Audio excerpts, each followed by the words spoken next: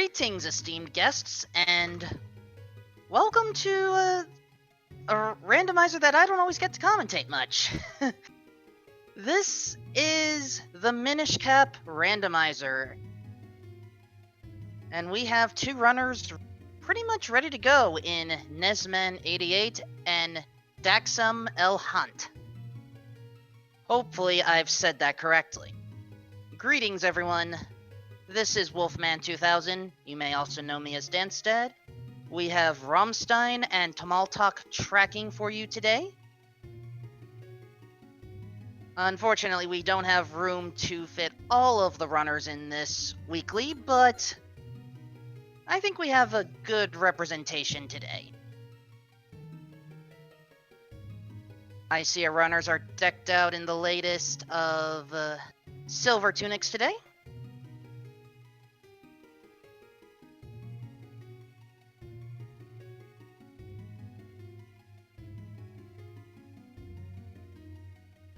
And so, let's at least talk about how this rando works. If you remember the whole kinstone mechanic, it's mostly gone. We do not need to worry about any of the kinstone fusions, with the exception of the ones from the story. This means all of the items that result from the kinstones, if you can get to those locations, they're yours. However, we are still restricted by sword progression in order to access many areas because of the cloning mechanic. And our runners took off near identically nice. We start off at Link's house where we have 3 items available: piece of heart, some money, and some more money. Not what we're looking for, but who knows, we may have to go shopping. Or we may not.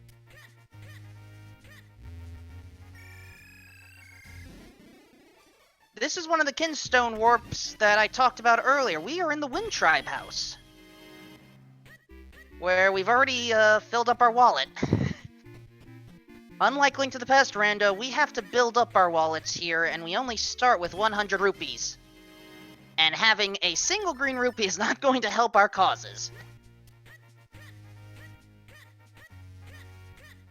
With that in mind, we go to town.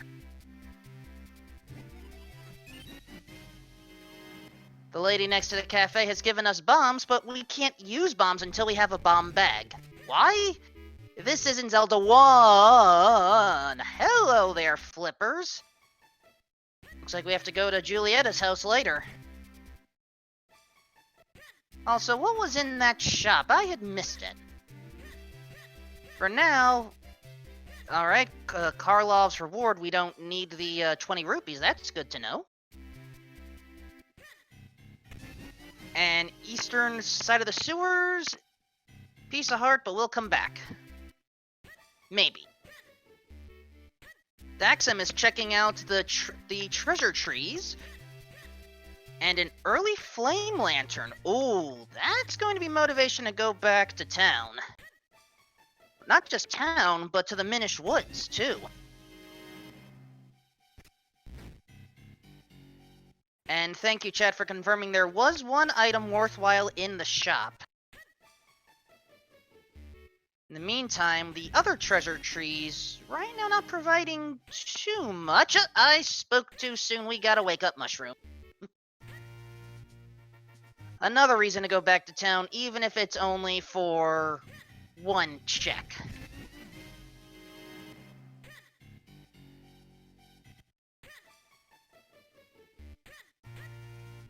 Northeast Street. I believe that was a spin attack scroll. Now, the number of scrolls we get is important because once we get 7 of them, we have access to an additional check, and that was a joy butterfly, but I did not get to see which one that was. Joy butterflies enhance your different abilities. Okay, thank you. It was for swimming. Little soon to be taking dip, but to each their own. Dry Fountain didn't have anything worthwhile, so Daxum is going to check out Grimblade's place with a wallet upgrade. But while Nesman is lighting up the torches, I don't think we have the sword available in order to actually learn from Grimblade.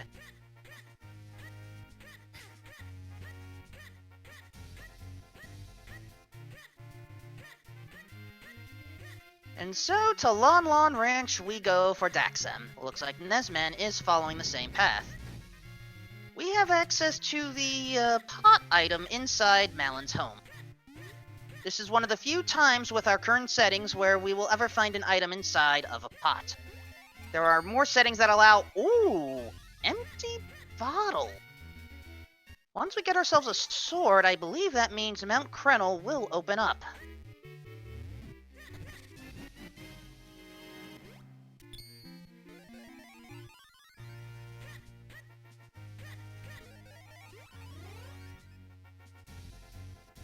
With that in mind, I believe both of our runners are ready to enter the Minish Woods. But so far, we haven't found a sword yet, and we're going to need to find a sword. We're actually going to need to find 5 swords in the end.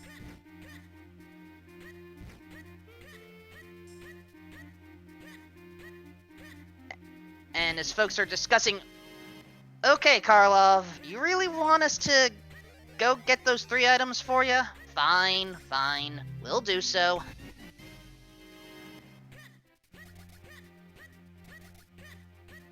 And question from chat, yes, these swords are progressive.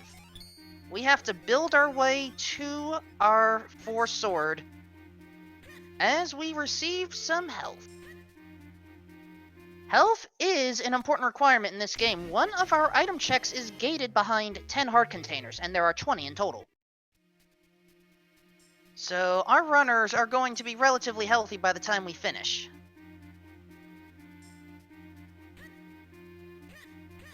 Daxem saving now. That's a manual save. Interesting strategy. So you may have seen, as our runners pause, they can choose to quick warp, which is effectively like you were to save, reset, turn on the game again, except it doesn't do the save. That was a manual save. I don't know if that was intended. It may be part of a new strategy. Because sometimes hard saves do help in case of, well, emergencies.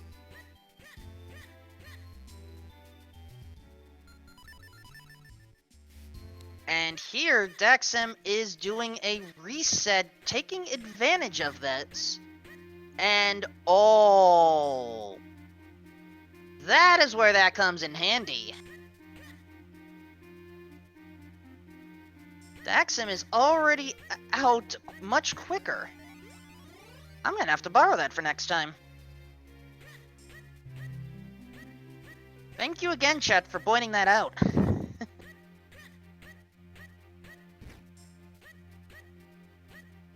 So now that we have our lantern, we have access to a few more locations. As Daxem is getting that piece of heart, now both of our runners have 5 heart containers. Oh, how I wish we had bombs to go through that path. Welcome to, some call this the inn, some call this the hearth. We call this a place for one item. Light the torches, go through the door, and see what we get. More money that we're not going to care about. Nesman deciding to skip the hearth and go over to the other side of our house, where there's more money. There's a lot of money in this game, as you can probably tell. We'll gladly take that heart container while Daxem has just woken up Rem. But instead of getting boots, we get money. And ooh, spirit gauge in the farm chest. And Pegasus boots locked behind the Karlov medal. Nice. In the meantime, Beanstalk check is where we find our first sword.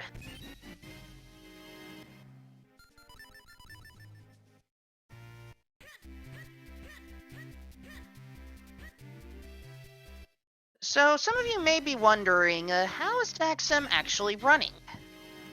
Well, you know how I mentioned how the kinstones aren't really useful except for the story? We've repurposed the L shoulder button so that basically it's your auto run button. This way you don't have to re-equip or unequip the boots every single time. And I know our runners appreciate that very, very much. Now, here's something interesting. Nesman going for Simon Simulation. Well, we do have a sword, so it makes sense, while Daxim is going for Swiftblade. We have access to 2 items from Swiftblade right now.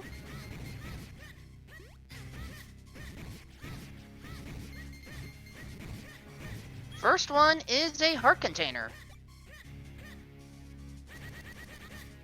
Oh, lever causing problems for Nessman, but there we go. And unfortunately, I had a minor blip there, so I didn't see what it was, but oh, Rock's Cape! Not only do we have access to many spots, but that's another item we can get from Swiftblade.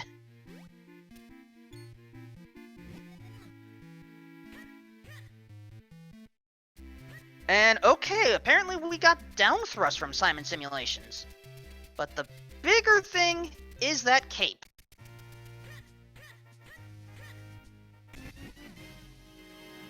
Or, excuse me, we also got mold mitts in the rocks chest.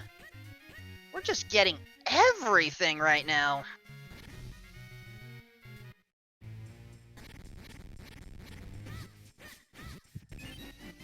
And Nesman is immediately taking advantage with the Trilby Highlands Caves, while Daxim is going for Kukos.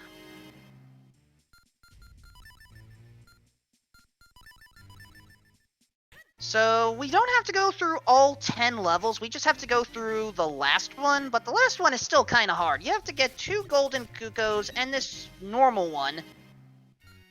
But if that normal one falls in the drink, you gotta redo the whole game.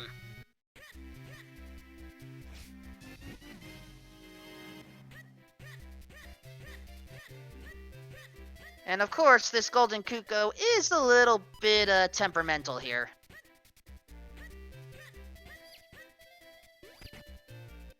And yes, both runners have the spin attack scroll available.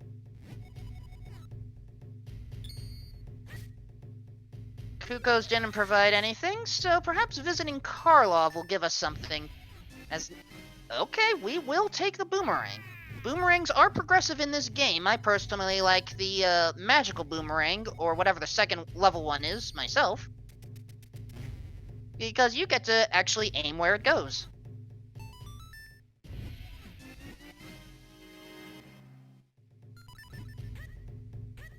And thanks to that cape, we have access to shrink ourselves without needing the Cane of Pachi.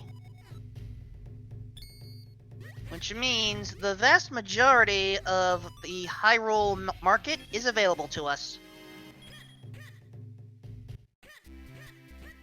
And this also means we can get another good access to what was actually inside of the store, because I had missed that previously. Piece of heart, and nothing else we care about. So what was in that attic chest? I had missed that. Oh, we didn't enter it yet, that's why. Or open it yet.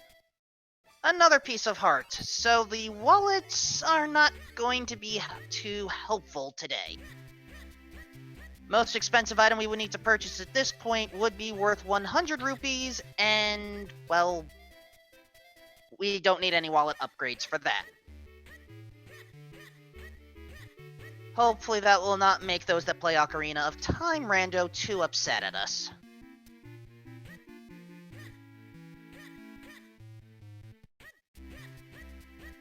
In the meantime, you want to know how to get those flippers out of Julietta's house? Come here as a Minish, push them down. And then you have to go big again. Fun fact, that cat is the only one who will not try to swipe at you when you are Minish sized.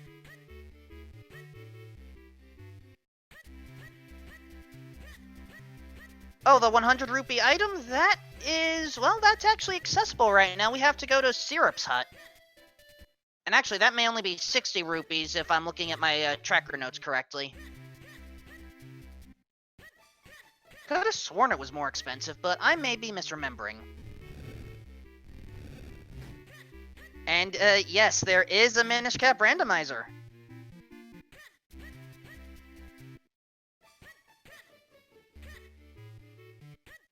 Alright, back of the hearth for Daxam. Arrows, no thank you.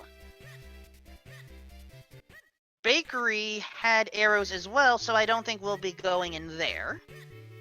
Or at least Nesman won't be too happy with what's in there, I should say.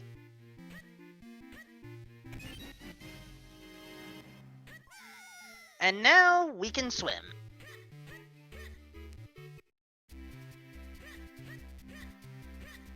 I did not get a good map check, folks. But I should explain how the dungeons work at this point, because that is going to come into play. So there are 6 primary dungeons outside of Dark Hyrule Castle at the end. They are Deepwood Shrine, Cave of Flames, Fortress of Winds, Temple of Droplets, Palace of Winds, and the Royal Crypt.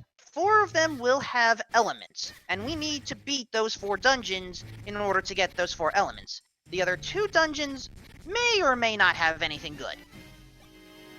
And according to chat, it looks like Deepwood Shrine and Palace of Winds do not have elements today.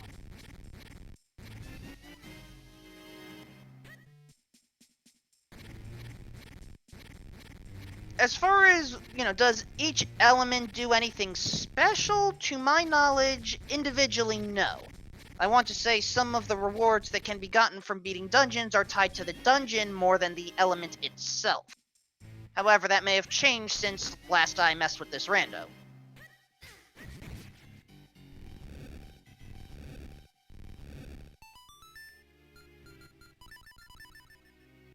So, for those that are tracking, and again, oh, Cloudtop's Kinstone, that is 1 of 5, and we already found 1 inside the town waterfall.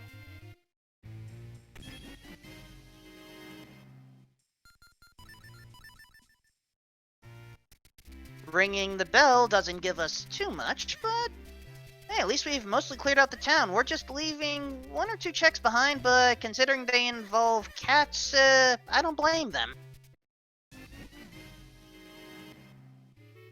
And as chat is confirming, right now it's only Cave of Flames that leads to an extra reward. It doesn't matter which element you get.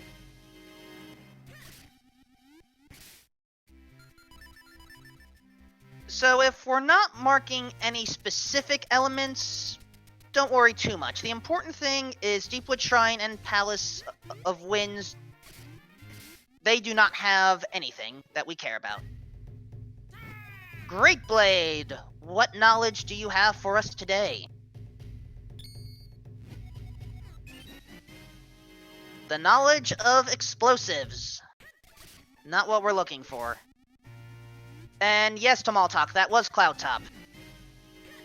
Nesman just picked up another Kinstone, but unfortunately that went by too fast for me.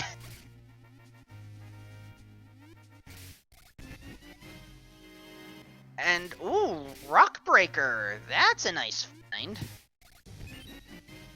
I personally like Rockbreaker because that way I don't have to lift the pots. We could just, swipe our sword at it. However, it's a convenience scroll and nothing more.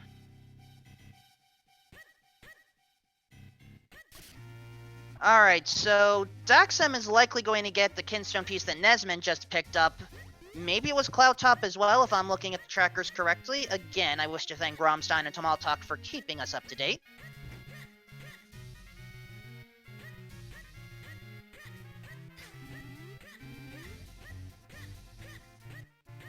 So now that we have the Rock's Cape, especially this early, we can do a number of things. As far as the current order goes, it looks like Nesman wants to approach the northern Minish. Oh, right, there's also the digging area right here. I forgot about that. And, okay, that's confirmed. That was a second Cloud Top Kinstone. Ugh, likes, why? Ooh, great spin attack and a larger quiver. However, I need to mention, larger quiver does not mean you have the bow. The bow is a separate item. Larger quiver just gives you extra stuff. You know, extra arrows to carry. That's it.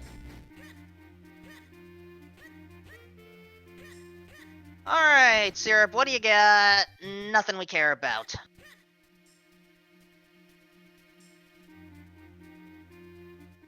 Let's dig again. What is inside the North Digging Cave?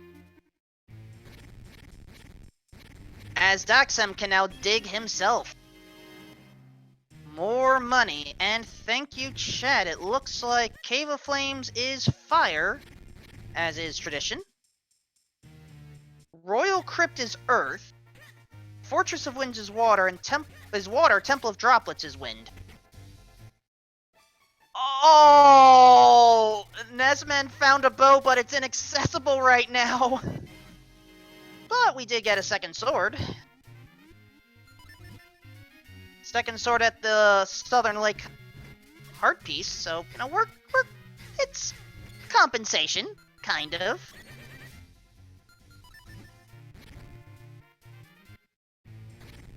Inside the middle of the lake cave, another piece of heart. Chat. It doesn't work like that. Alright, so almost every Zelda randomizer in the modern days has some type of hype cave, whether properly named or not. This is our equivalent. Because we have access to 10 checks here, 11 if we want to count temporarily leaving to see the back of Lon Lon Ranch.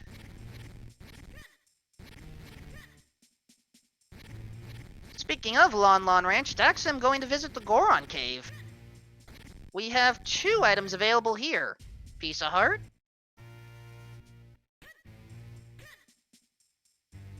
And arrows.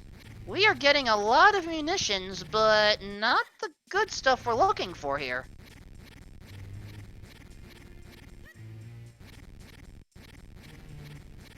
I think Nesman is going for a strategy of tunnel through the back and open the chests along the coming back home.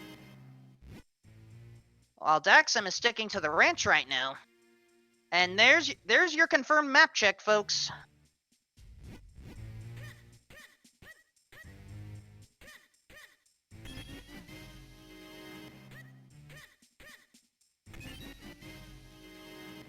Alright, Daxam walking over the long plank. Minish hole has piece of heart. As I said, there are many pieces of heart and heart containers throughout. So... oh, there we go! Hype Cave paying off. That is the Cane of Pachi.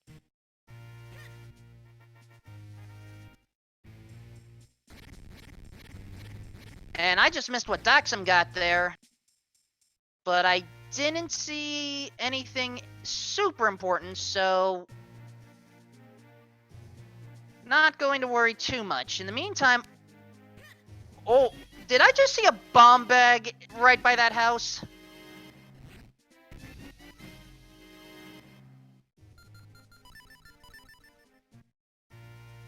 Alright, it's confirmed. Bomb bag at the pond.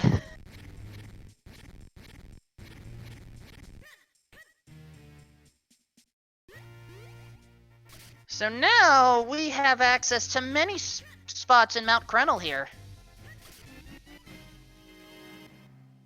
And question, was that another Cloud Top Kinstone? I didn't get a good look at Nesman's screen. Will Daxam give us enough time to read it? No, it's Vale Falls, not Cloud Top.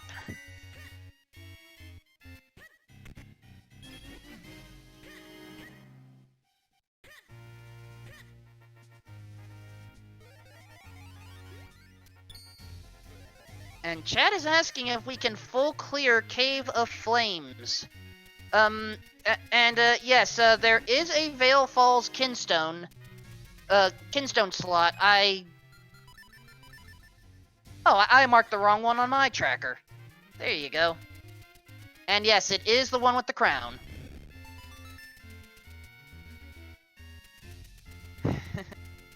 And don't feel too bad considering the full wallets. There's nothing for us to buy in this rando. At least this seed. Some seeds are wallet locked, but not so much this one.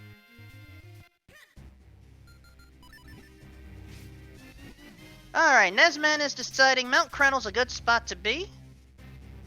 So there was a question, which I can now confirm. Yes, once we get the keys and the boss key, then we can full clear all of Cave of Flames and be mostly good with the area. Still a few minor checks we're gonna miss, but we are talking a required dungeon. I think we just want to go in and take care of it. And while we're at it, cover the remaining checks that we can along the way.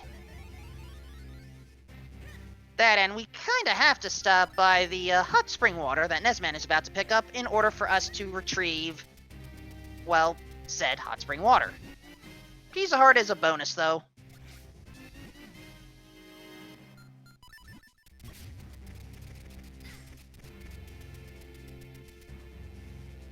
Daxa, meanwhile, making a quick visit to Waveblade, but here's the thing, Waveblade is that one requirement where you need 10 heart containers, and right now we are still at 8. Also, Rock's Cape allows you to do that. Just skip an entire cave sequence. Love the Rock's Cape. Love the sword upgrade! Nesman is not happy about that. Sword at the Krenel Mountain base. So let's go for 3 more checks. Uh-oh, we have a book. But we also have a dash attack scroll, so that makes up for it. So, the book. Effectively, there are 3 books we can find that make up, I guess, Minish Cap's equivalent of a Link to the Past pedestal seed. 3 books are only good for 1 check, and there are many that don't want to deal with that check. Fun fact, if you're playing this game in vanilla, you would normally use the dust jar to take out all that big nasty dust. Bombs work just as well. And if you ever need to buy more bombs, you can always go to the shop.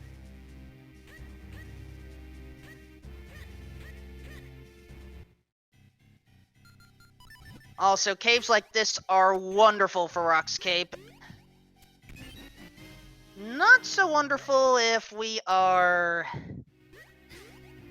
just trying to do all the other little things here. Alright, Daxam taking what I don't know if that was a sequence break or not. I can't mark it on my end, but there is another check available right here. But it's only for money, so we don't care that much. Also, Minish Link is strong. That is a seed that we are carrying. We have to put it in the proper planting ground. You see the hole right there. And that is what we use the hot spring water for. Another cave that we're checking out on Dexam's side, but no, it's just more rupees. And choosing to quick warp out of there.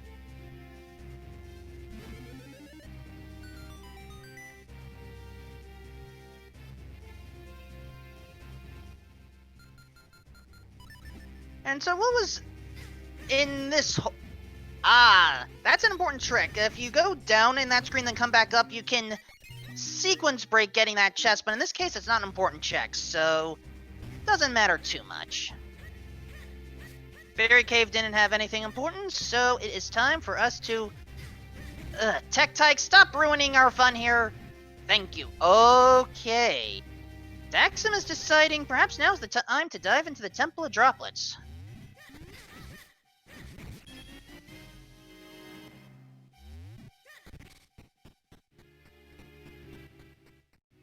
So the way the Temple of Droplets works, there is a key sanity setting, but if you're not playing key sanity, first two checks are always the same. Small key, then boss key. The trick with this dungeon is you have to do other things in order to actually unlock the boss.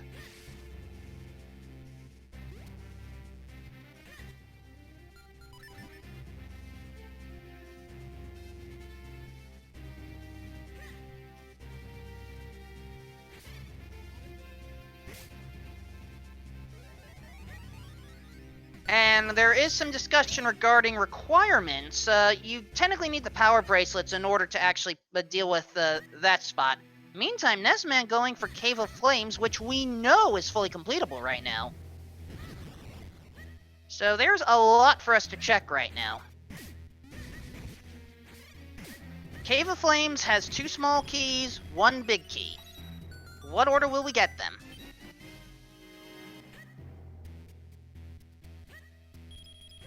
So that question mark that you just saw on Daxam's side, that's going to stay a question mark until we actually beat the boss Big Octo. Overhang Chest has another small key, that's 2 out of 4. Logic in this place can be, let's just say, interesting. Oh, and for those that didn't like Big Octo and Ocarina of Time, this one's worse. Just trust me on that, it's worse. Alright, Daxam going to go for the underwater pot check. Not a bad idea. So, you see that little 2x2 area? Dive around there, and get arrows. No thanks, this is where Quick Warp comes in handy. Anytime you're in a dungeon, you can just Quick Warp to head back to the entrance, and not have to worry about backtracking. Also, we don't need to worry about that bomb wall heart piece, so bye-bye.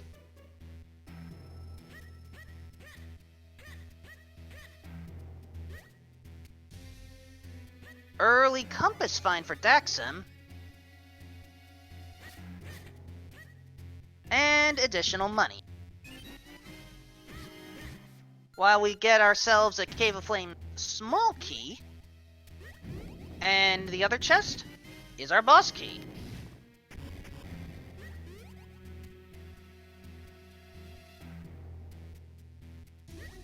Alright, basement, frozen chest is our map. Alright, so at the very least, Big Octo is going to give us some... Question is, what?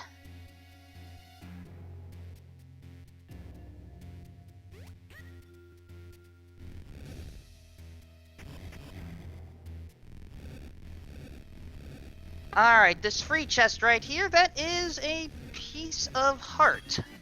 While Nesman just gets some extra money.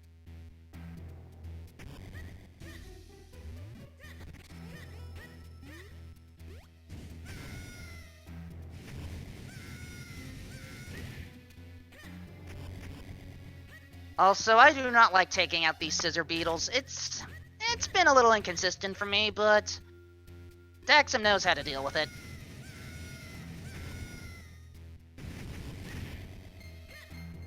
How many of you remember the Palace of Darkness? We have our own maze here, but this one has torches we can light.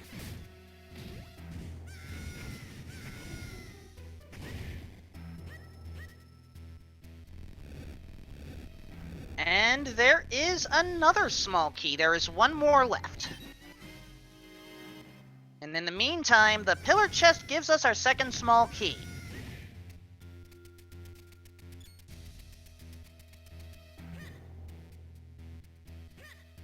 Of course, we do have a, Okay, Nesman wants to go for that piece of heart. I don't blame him at all. In the meantime, Daxam taking out these, I forgot the names of these creatures.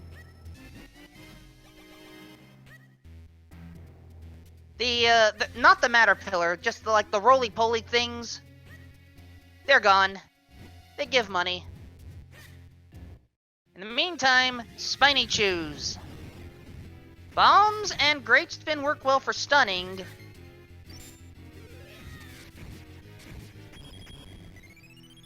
And that's how you take them out efficiently. Rest of Cave of Flames is mostly a linear affair, while Temple of Droplets is still a bit of a pay. Wait! Daxum, I didn't see you open that chest. You may want to go back. Daxum? Daxum!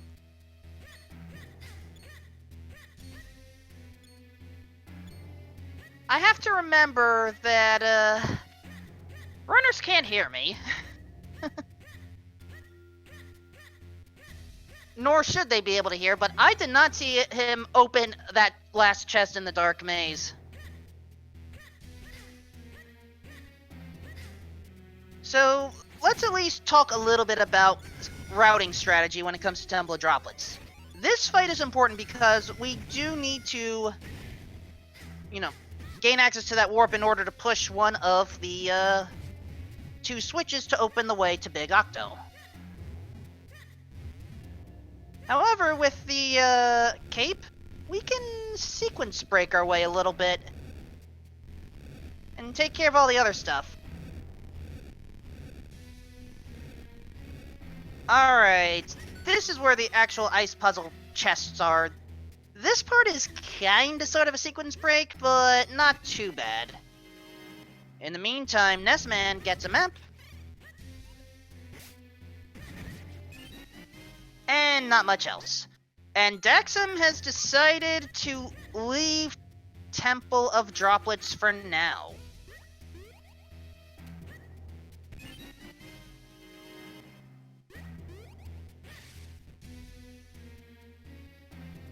Meantime, Ness is going for a non-traditional order for these bottom chests here, but if it works, it works, so...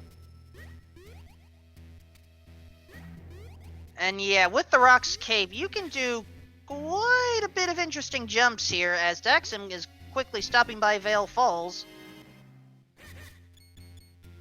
to get some rupees.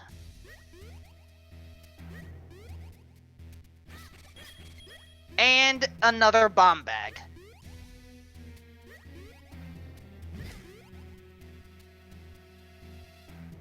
So how about Split Blade? Do you have anything for us? A Kinstone, but which one?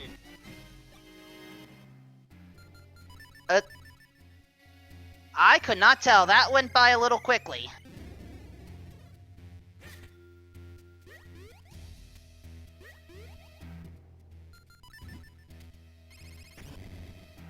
Alright, third Cloud Tops, thank you.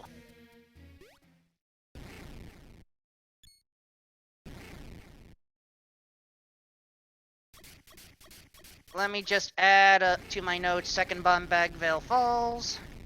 While Nessman is taking on Gleerock. This one... Kane Apache, hit the center target, make sure to get 8 slashes in order to not miss a cycle.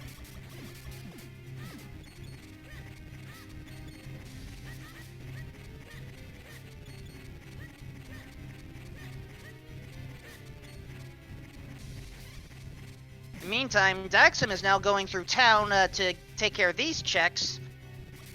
I don't recall us seeing anything important from this dive, though. Oh, unintentional dive in the lava. Nessman may be late for a cycle here. And he is! So if you don't make the cycle, the lava in the center is not going to expand.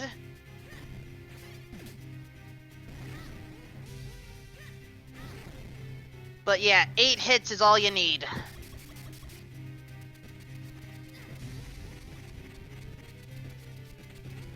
In the meantime, now that we have all of the swords, we can now learn Swiftblade's final technique.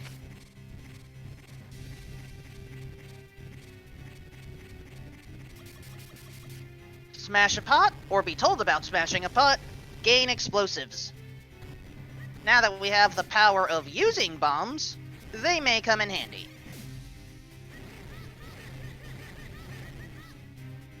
And with that, Nessman has taken out Gleerock.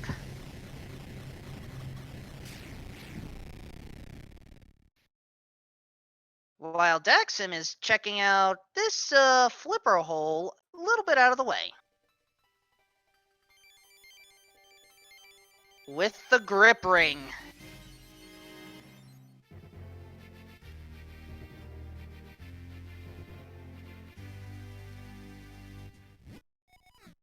Final reward from Gleerock is an unnecessary big wallet.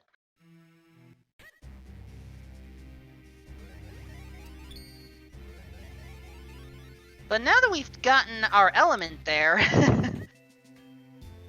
we have access to a few additional checks. Talk to Mallory once you've beaten the Cave of Flames, and you get a bow!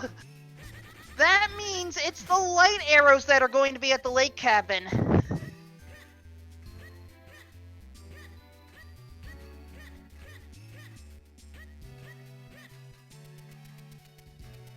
And for the record, oh, hold on, talking to Balari instead. And that was a Kinstone. Which one? That's our 4th Cloud Top, talking to Balari.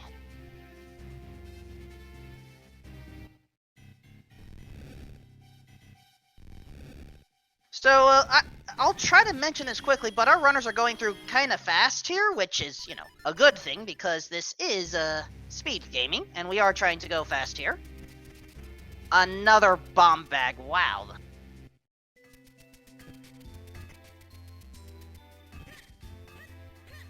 And yes, the Cave of Flames was an element, so there is a lot to cover here, folks. I'm doing what I can here, so I apologize if I miss stuff along the way.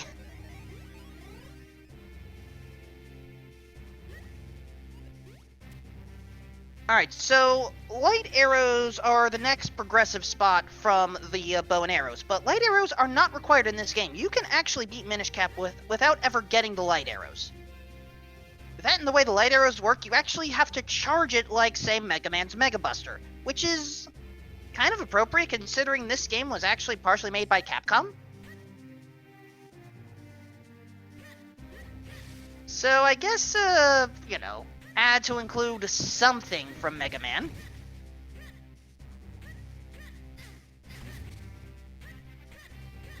And with that grip ring, Daxim is able to full clear Mount Krenel, while Nesman has to wait a bit. So, fair question from chat, what happens to the normal Kinstone?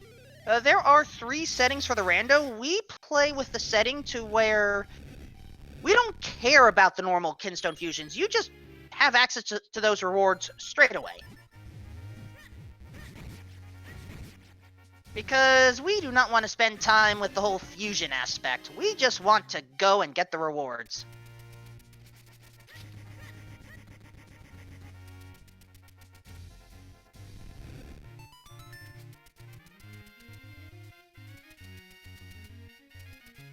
And Chad is explaining it rather well. I thank you for that. I missed what that scroll was because I was explaining. But the important part is we have 7 scrolls. Which means I think we can full clear just about everything from Castor Wilds. In the meantime, let's take care of Percy over here, as Daxim now gets the 3rd sword. Oh, Nessman, not exactly happy to get the Ocarina of Wind from the Moblin, but we will take it.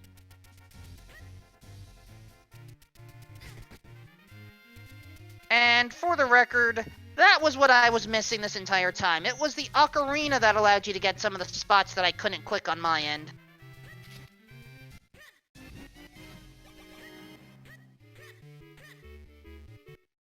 And, oh. We only got the reward from the Moblin, not from Percy. You are right on that, chat. So both of our runners have skipped stuff. Oh, but look at that. That is the Western Woods Beanstalk, our 4th sword, the Water Sword. Beanstalks providing plenty of swords today. And there we go, Nestman remembered Percy. We're good, folks.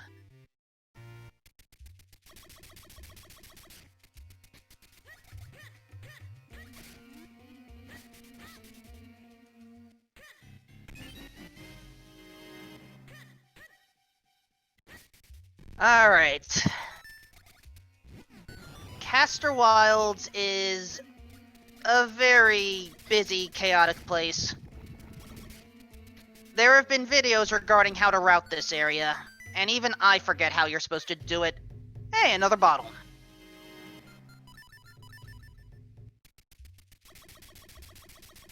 But, I thought Nestman had access to Swiftblade the First's teachings. Maybe I was mistaken?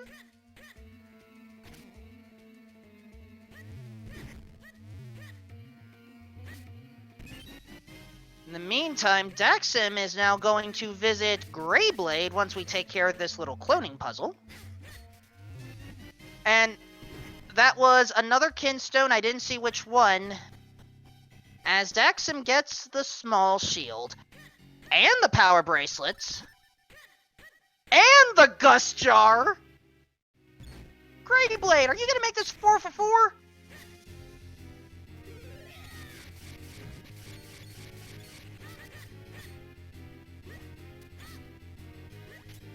Well, are you? Nope. Okay, shield, gust jar, power bracelets. Okay, we can fully get everything from the lake cabin there. In the meantime, the Darknut that Nesman faced didn't have anything, and also, what does the... I don't know if Daxim really wanted to buy those arrows, but there you go. That's what the shield is useful for.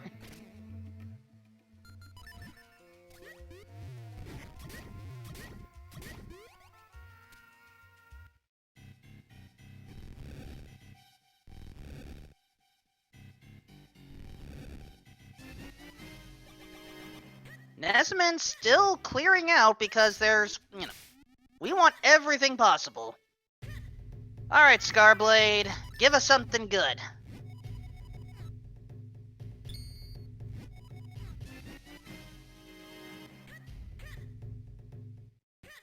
I will not object to another piece of heart.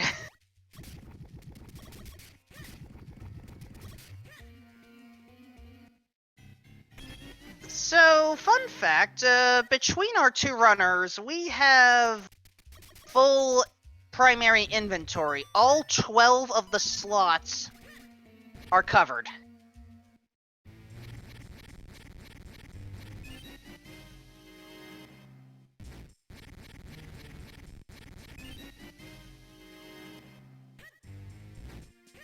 But right now, other than that kinstone piece that I saw Nesman pick up, I don't think Castor Wilds had too much.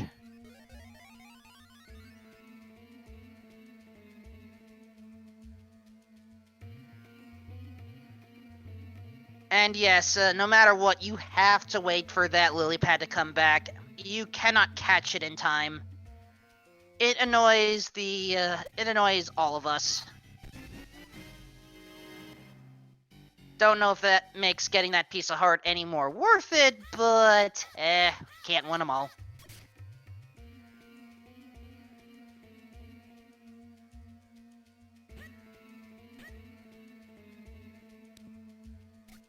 No gust jar? No problem. Just swim across.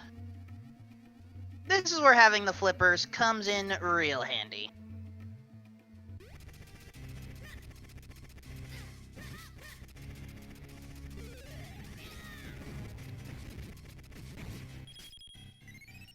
And as Daxim now gets the boss key, Nesman gets more explosives.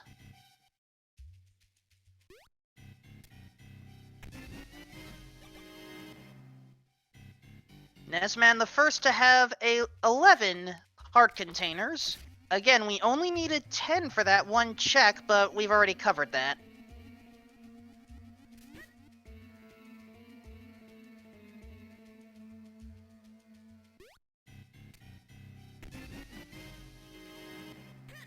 And why not have some more quiver power?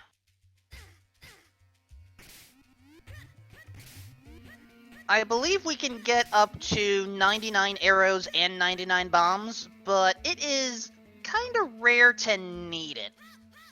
And yeah, Flippers helps with wilds, but so does Rock's Cape. Uh-oh, book number 2.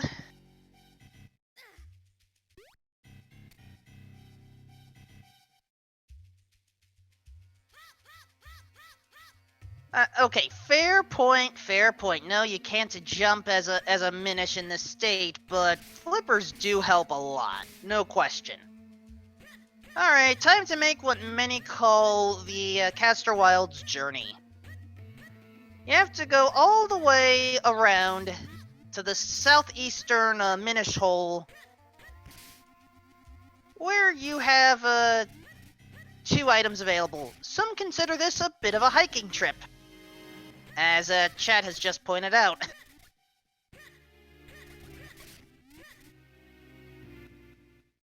We just have to deal with more scissor beetles, and I looked up the name, Moldozers.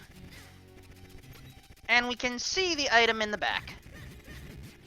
Another wallet, that would have given us 999 rupees, but again, we don't care, so we're not going to bother.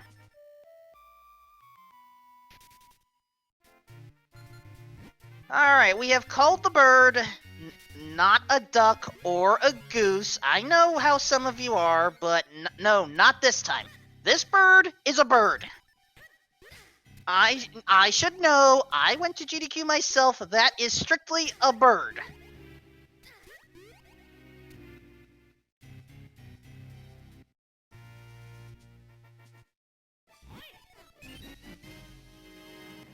All except pigeon.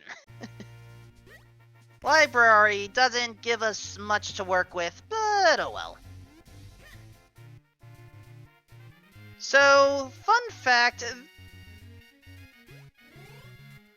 what we've seen runners do by going from small to big, that is a sequence break. But technically, once you have the flute, you have proper access to this. Oh, Nesman now deciding to go Temple of Droplets. So effectively, our runners have swapped positions. Well,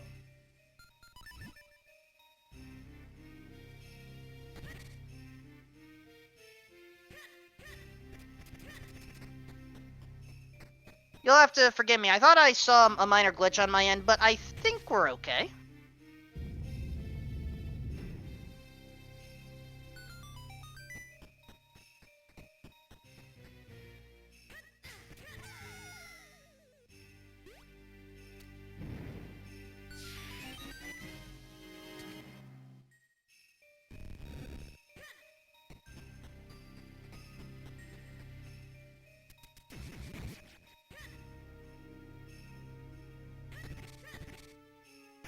Yeah, we should be good right now.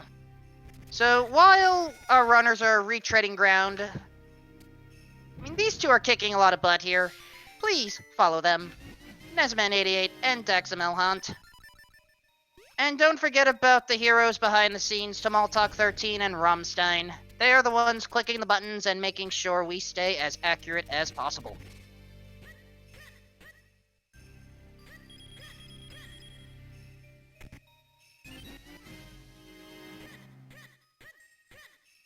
Alright, Daxam has a good first cycle against Gleerock.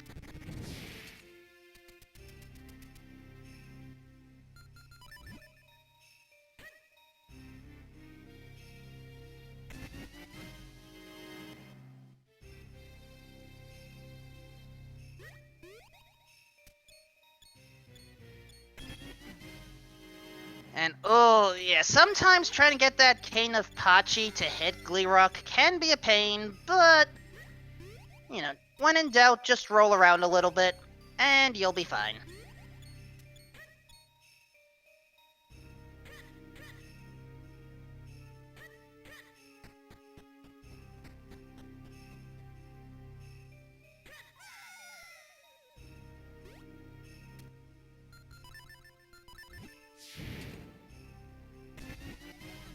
Alright, Nesman now gets the map, while unfortunately, Daxum, you have to wait for that rock to cool like everyone else does. There you go.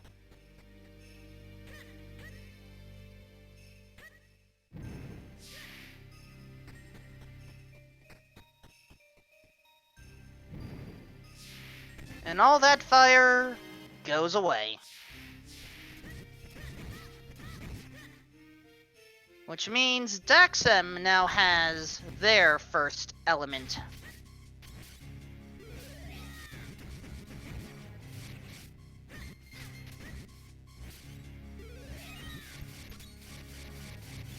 For those that asked about the kinstones, you just saw one picked up by Nesman, but in this case, it doesn't matter too much. Again, all the old green, blue, and red kinstone pieces, we don't care about them, so we just don't keep up with them whatsoever.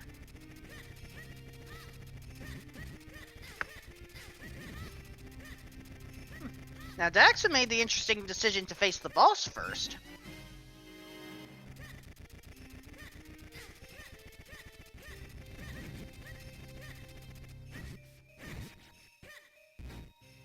Now, I want to bring attention to Nesman's screen for a second. We are back in that dark maze I talked about. Daxum had skipped one chest right at the end.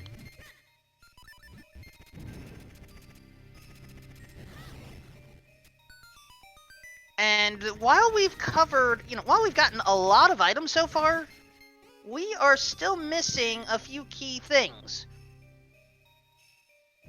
We are still missing some kinstone pieces in order to get access to the Fortress of Winds. We are still missing our final sword upgrade to complete the Force Sword. And, well, that's it, really.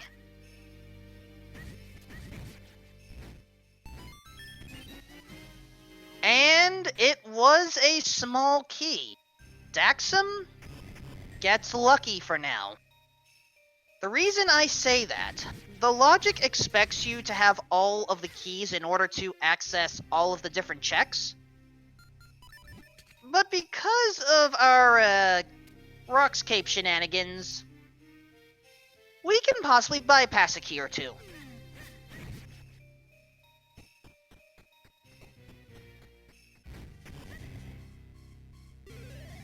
And that is correct. Similar to the other randomizers, there is a logic system in play so that you can always complete the dungeons and get all the items. There is currently no beatable only or one-to-one key logic type of thing here. So that also means once we go into Dark Hyrule Castle, we still have to get all of the chests. Or most of them, at least.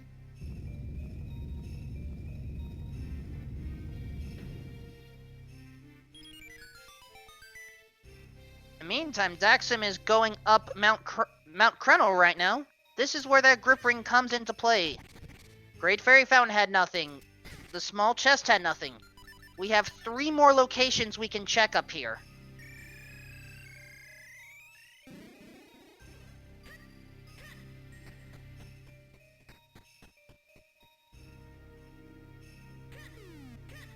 And now Nesman heading back down, going towards the ice puzzle area.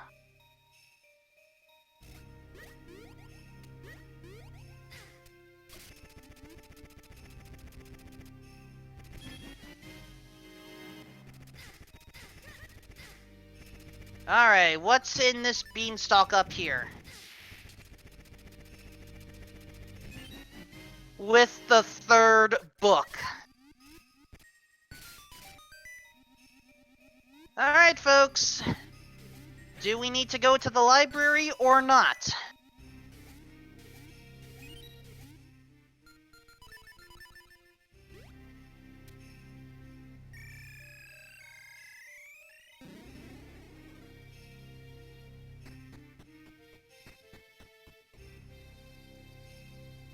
We don't know yet.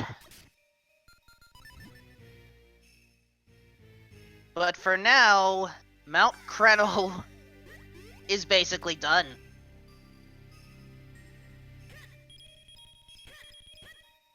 Alright, Nesman going through effectively the gauntlet, a long path with no item checks just to hit the other switch, while Daxim has received the bow.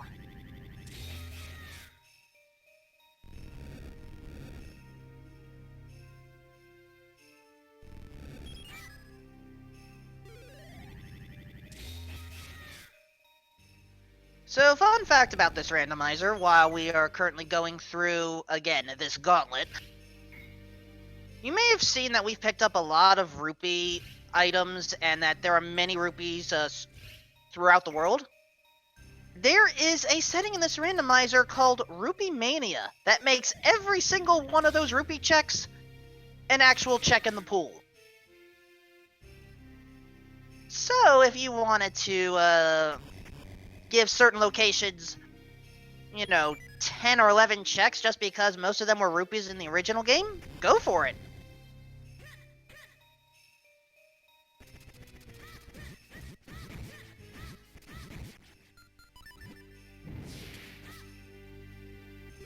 There's also a harder setting known as Obscure Spots. Back right there in, the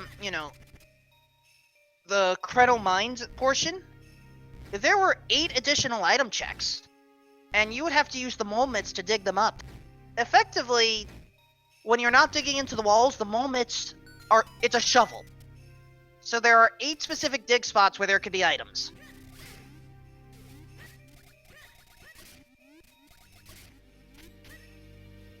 It can be evil, but again, it's part of the original game.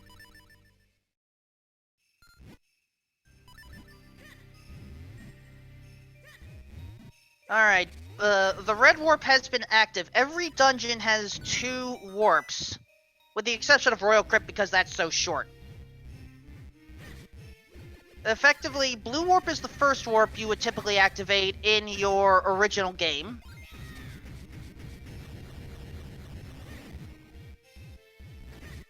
While the red warp is typically close to the boss.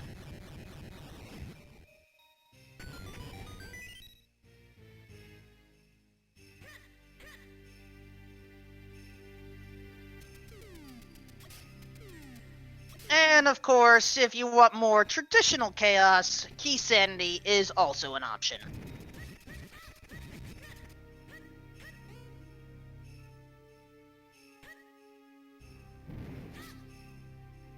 Alright, Nesman is just about ready to deal with Big Octo. Now, I should mention... Oh, that was a Peril Beam that was missed. That was picked up earlier. I wondered about that.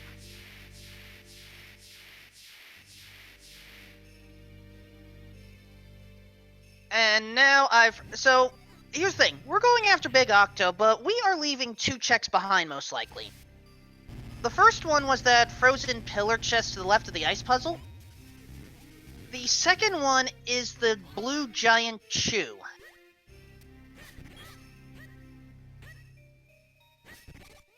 As Daxim now has the Ocarina of Wind. Oh, and there's a third check I'm forgetting?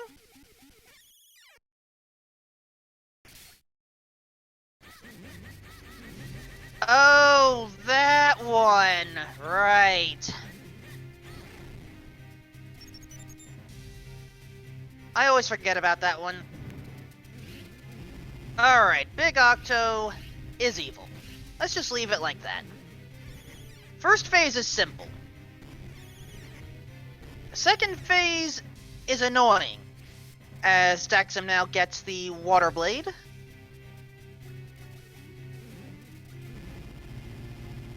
So the way the second phase works, it's always try to eat you, spit a rock, try to eat you, spit a rock, and I forget if there's another rock.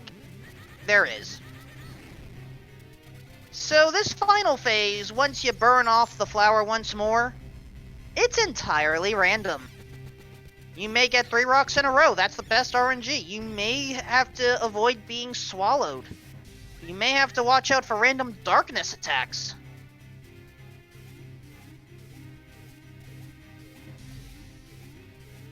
Daxim now dealing with Swiftblade the First.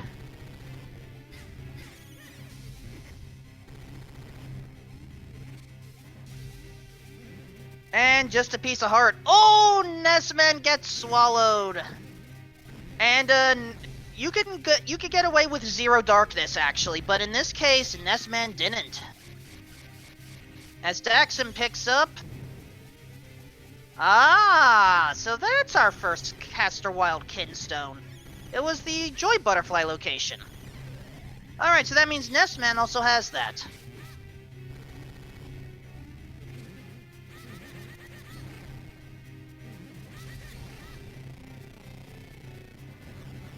Alright, good news, folks. Big Octo is down for Nesman. We can celebrate.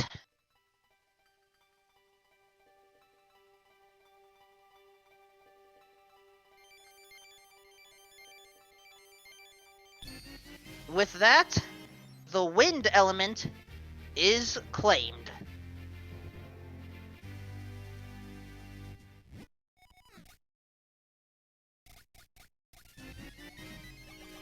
And we get a piece of heart for the trouble.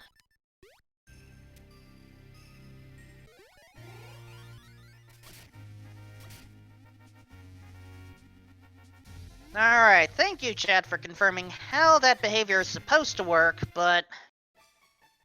Big Octo does what Big Octo wants.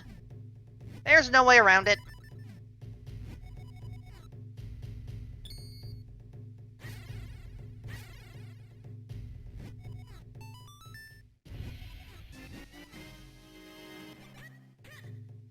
Both of our runners receiving training from different masters. It's always good to explore the world and learn what you can.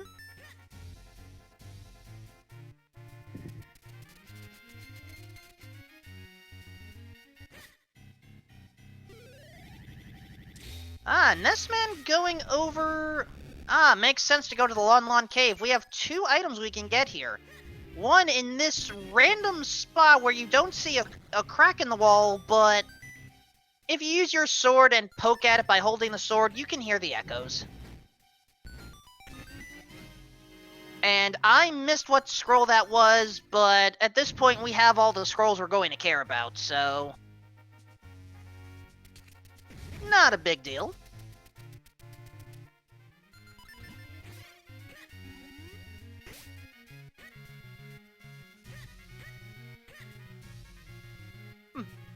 I thought we already saw Down Thrust, but maybe I misread.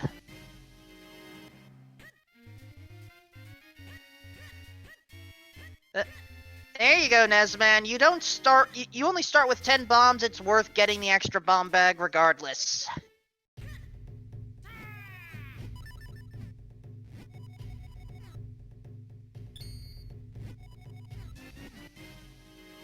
And now Nesman has picked up another Cloud Top Kinstone.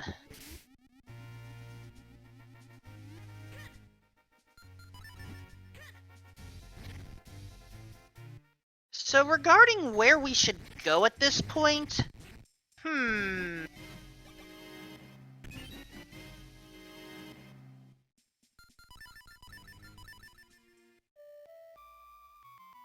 So I'm looking at our current map here. We've accomplished quite a lot.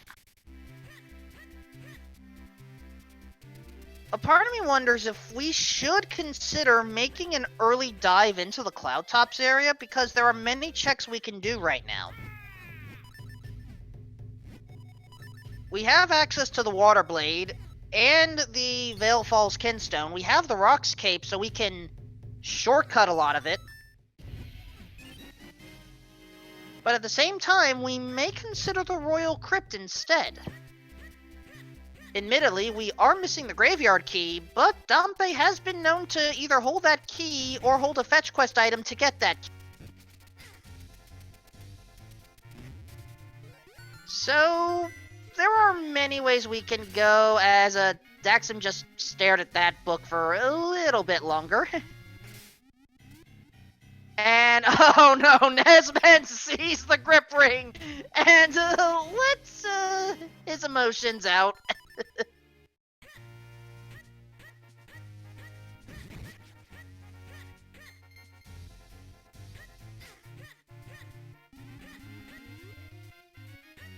I mean, I get it. It's...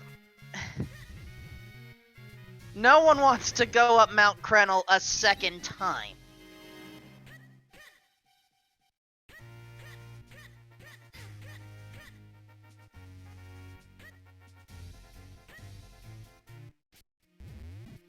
And also regarding other locations, we can cover the rest of the Hyrule market requirements at this point. That gives us, let's see, 1, 2, 3, 4, 5, 6, 7, 8, 9, 10, 11 accessible checks right now, and not too many left after, as Nesman has picked up another Cloud Top Kinstone. Oh, and once again, showing emotions the way Nesman shows emotions. And welcome, iBot, and welcome again, Big Bombag.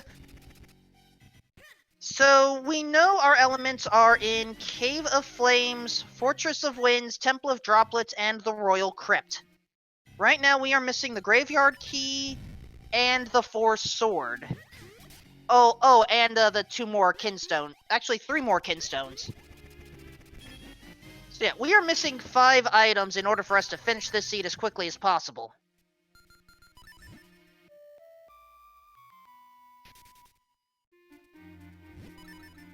Alright, Nessaman heading back to Mount Krennel, not happy about this, and is probably not going to be happy once he realizes that I believe there was a book up there.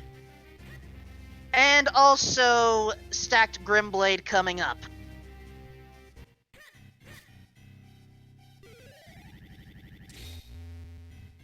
Remember, folks, there were 3 key items here. Shield being 1, technically. Gust Jar being the 2nd. And the Power Bracelets being the 3rd.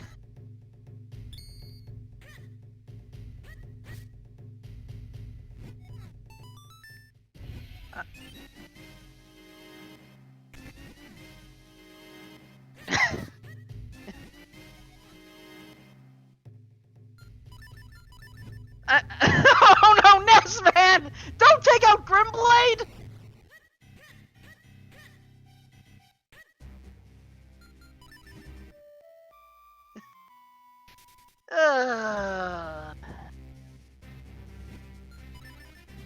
I don't know why our runners like to do this at times, but...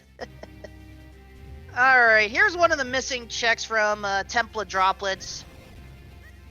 And it just had bombs, so we don't care. And that is correct. No one has entered Deepwood Shrine yet. So far, we've managed to avoid needing to go in there. And we've also, again, we don't have access to Palace of Winds yet. We are still missing a Cloud Top Kinstone.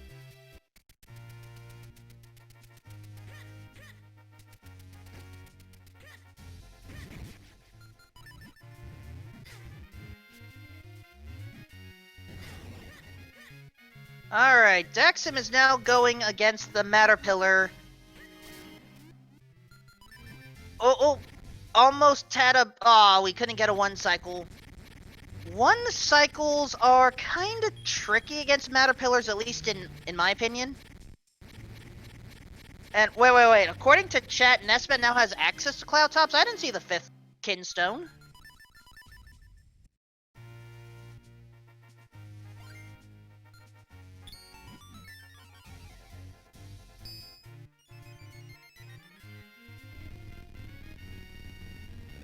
Anyway, this is what the Veil Falls Kinstone does. It allows you to access the cloud area.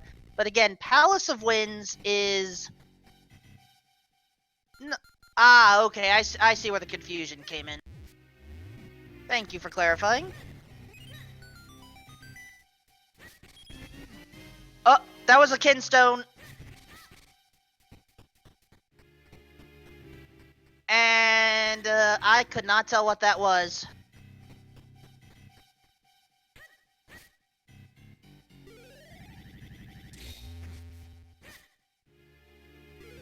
And yeah, blue levers in this room can be annoying because you need to keep your clones up long enough in order to push the block. And that's not the key we need! Nesman! I know we have a lot of bombs here, but please, save some!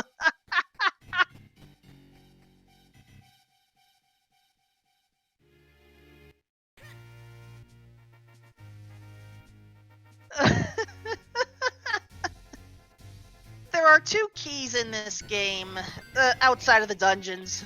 One is the Lon Lon Ranch key, and that allows you to go through, Malon's house. The other one is the Graveyard key, that's what we're looking for.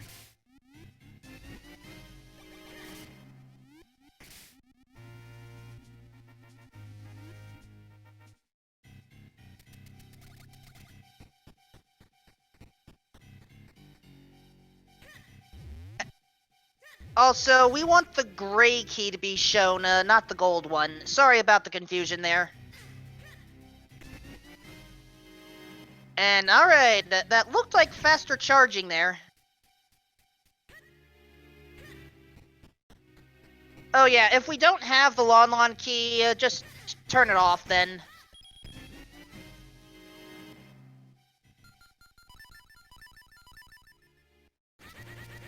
Sorry about the confusion there, folks.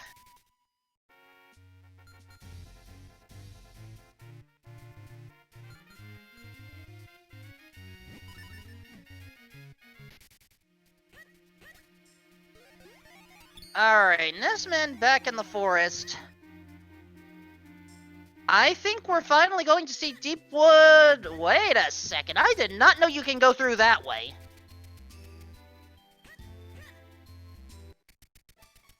And yes, folks, Nesman is going to Deepwood Shrine.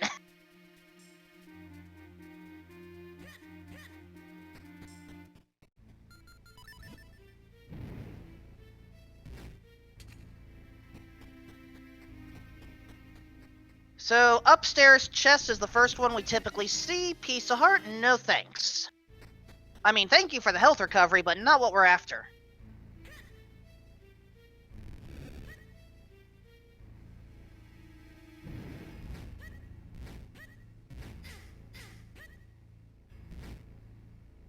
This chest is going to be a key of some type, small key today.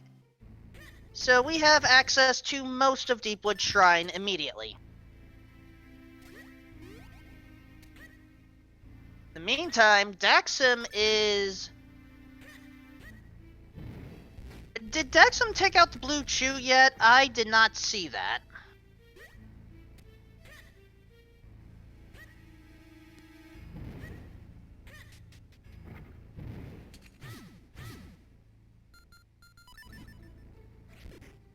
Alright, Gust Jar or Bombs are useful to get many chests here, and in this case we start off with more munitions.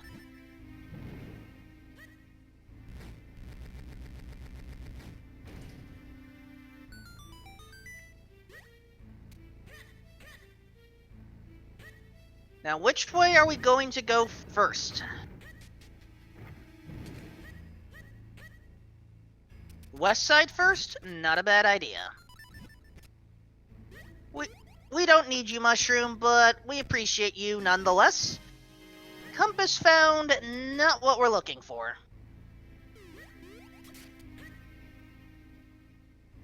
Alright, statue room.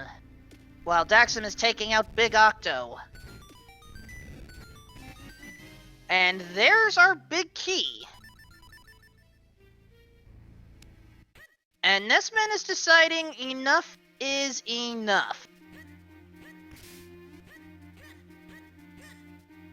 So apparently Nesman only wanted to check those first few items, not necessarily a bad idea. But if we have to re-enter there, I don't think he's gonna be happy.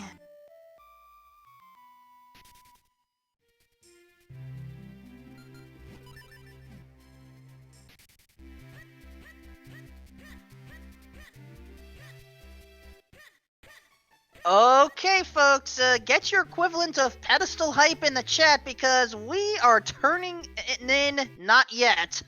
Sorry. I forgot. There's another check here where you have to be a Minish. We are heading into the back end of the Flipper's Cave. And, school basement? I don't remember that one yet. Alright, frozen chest first. Piece of heart, not surprised.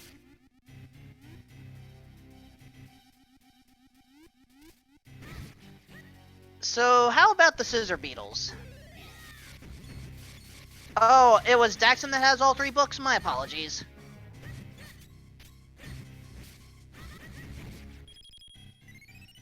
Alright, scissor beetles, what do you have? Another piece of heart. No thank you. Ooh, Daxon meanwhile has the Darkness attack from Big Octo, fortunately ending now. But again, this part is all random. But we get 3 rocks in a row. Nicely done. Alright, Dr. Left's house has had its fire put out. And Netsman finally gets the boomerang from Karlov. I did not know Karlov said that. RNG manipulation is illegal. That's a good one.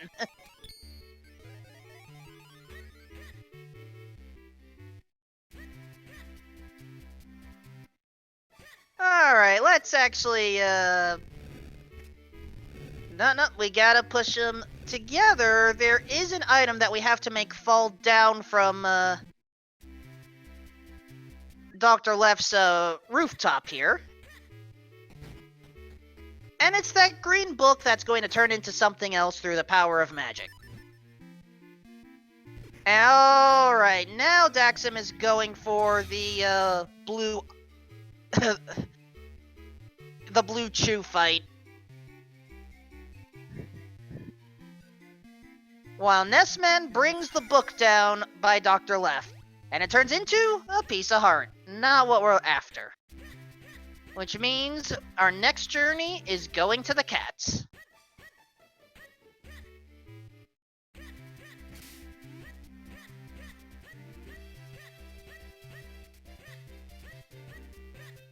And perfect dodges against the cats. Nicely done. In the meantime, Daxum is dealing with what some in chat are calling Wobbuffet. I don't remember Wobbuffet having electric powers here.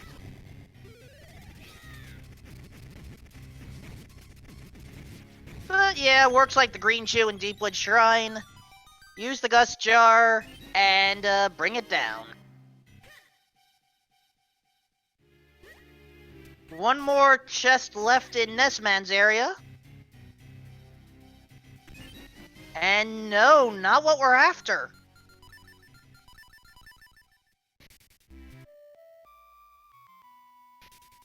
So where are we flying to now? Alright, folks. I know there's a contingency of fans that wants us to take out Georg, but in order for us to do that, we need our remaining Cloud Top Kinstone. Will we find it in the Cloud Tops now?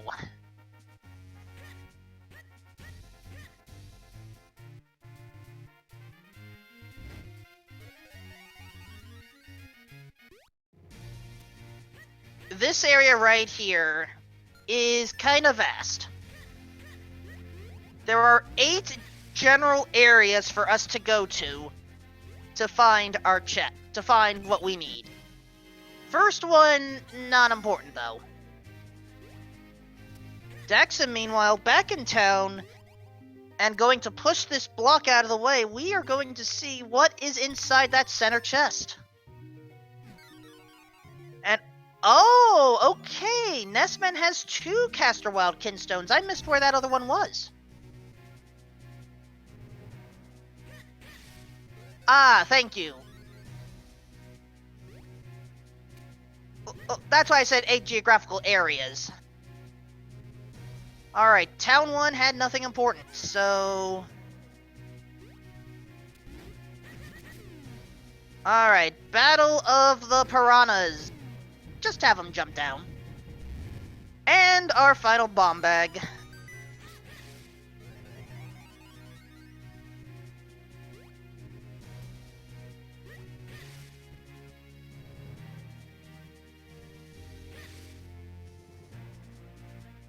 Daxon, meanwhile, heading to school.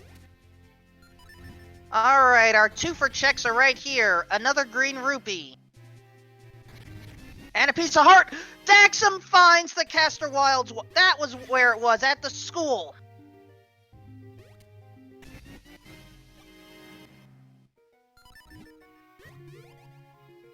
Knew I was missing it.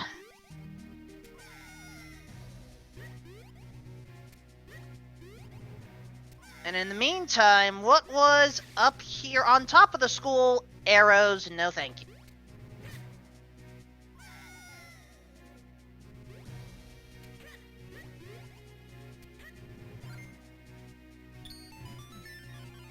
Alright, now, folks, get your equivalent of pedestal hype out in the chat. We are turning in the books and gaining access to our 1 item from the yellow Minish.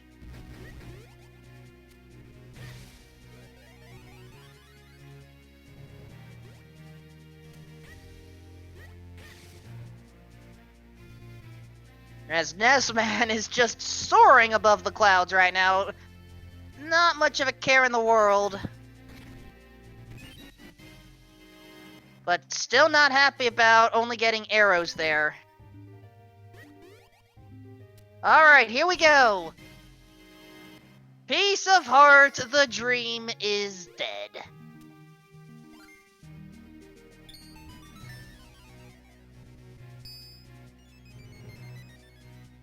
Sorry, folks.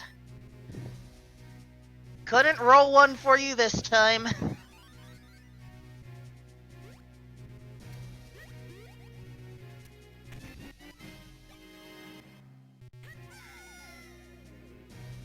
There is one more check left in the cloud area, though, and it deals with these piranhas.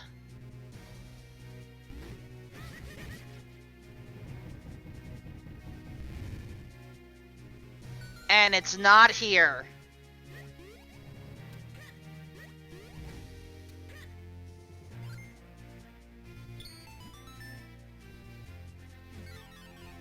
So what's left?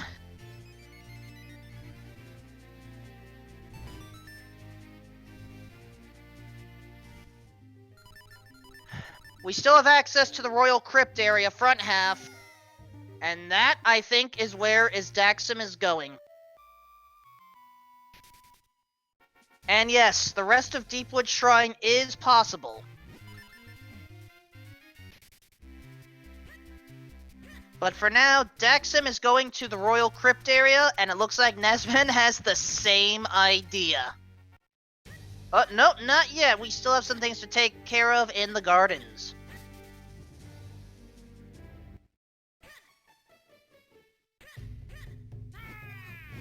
Oh yeah, Grimblade can now teach us something. Oh, but Daxum has the final sword! The final sword at the Royal Crypt Great Fairy.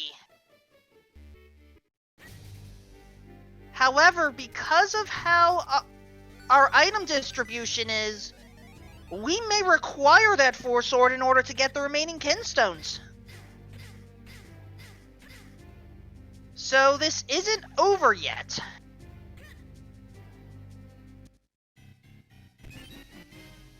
Item in the maze is only 5 arrows. Will Dampe have something good for us today? No, not what we're looking for.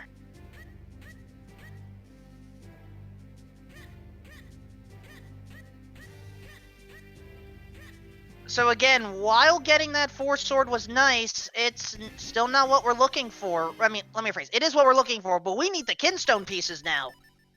And the graveyard key. And to my knowledge, that is correct. Only the back of the school gardens. And, yeah, that's how seeds go at times. We just, grin and bear it and move on.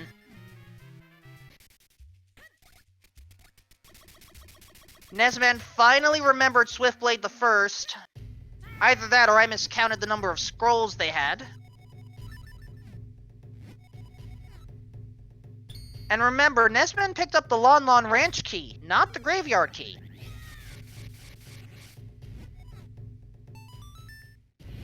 Daxa, meanwhile, is heading up to the clouds now. But the clouds didn't really offer that much. So we are last locationing, effectively. I'm just trying to think about what we haven't done yet. So obviously, the back of the gardens is possible. Deepwood Shrine is possible, and I think Nesman is heading back there.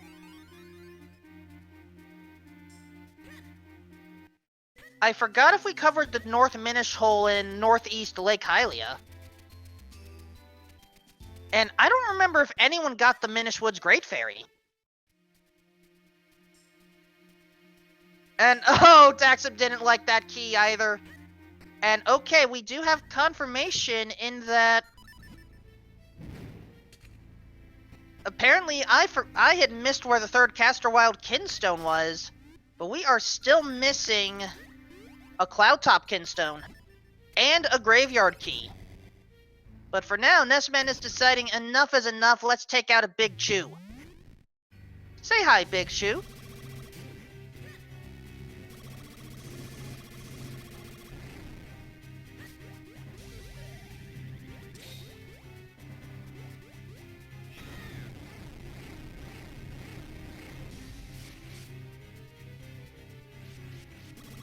So the big difference between the green chew and the blue chew, the green one does not have electricity.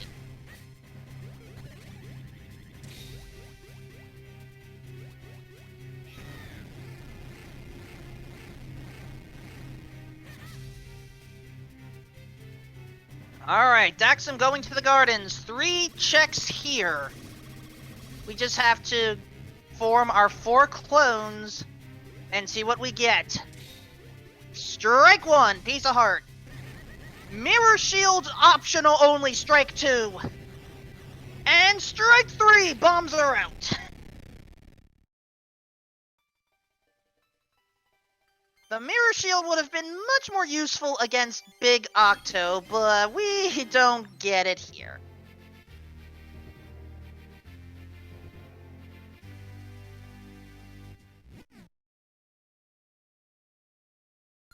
And yep, Daxum does have all 3 of the Casterwild's Kinstones, so we get to go to the Wind Ruins.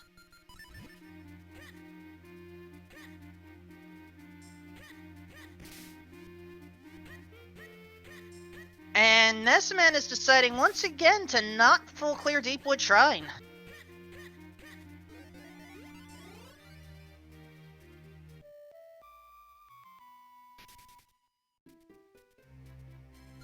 So there are many runners who feel it's a love-hate relationship with this area, really.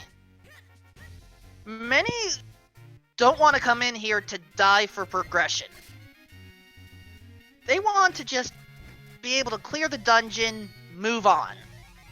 There are many reasons why the Fortress of Winds is sometimes given the nickname Fortress of Go Mode. We just want to be done with the place.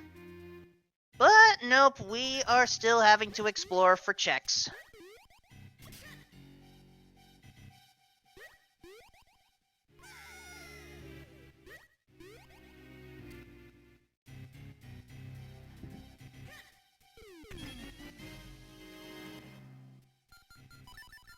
But there we go, we have found our Cloudtop Kinstone. We are just missing a key.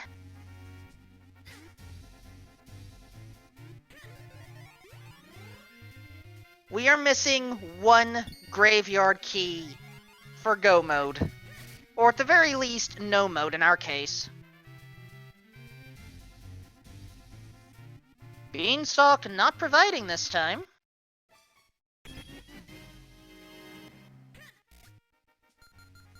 And Nesman deciding the light arrows are not worth it today.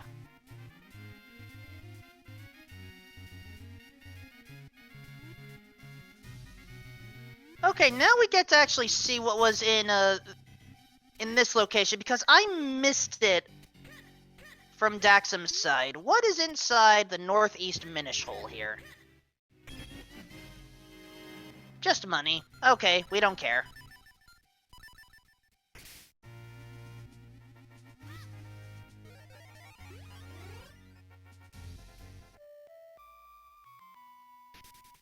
And again, congrats on your win on another randomizer, by the way. Alright, Daxim trying to take out these Armos Knights. It makes sense. There are 2 checks we can get for taking out the Armos right there.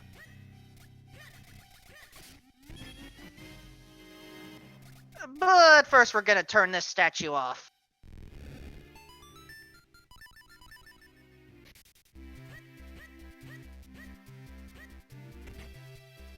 ₹5 and our 3rd bottle.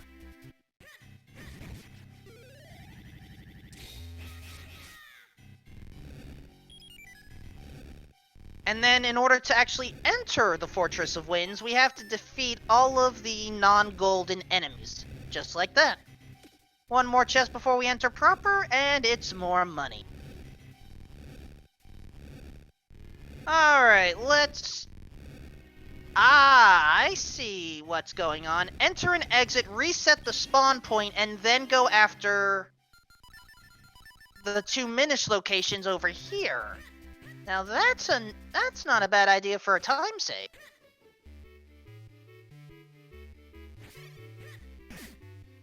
Nesman, meanwhile, is about to get that final kinstone for Caster Wilds right about now. And Nesman, no.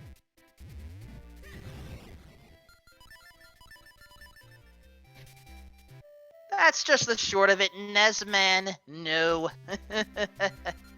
Anyway, Fortress of Winds. Oh, boss key from coming up to the top there. Ooh.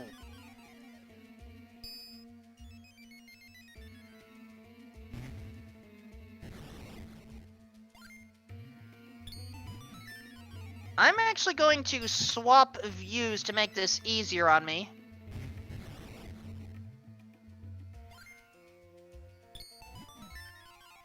And so far, we haven't found what we needed yet.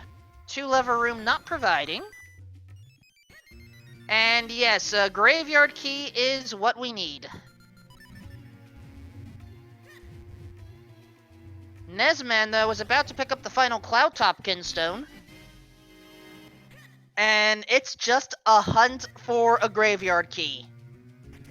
There are some folks in chat who are begging for Gior to have the key. And I think we've just found all of the joy butterflies.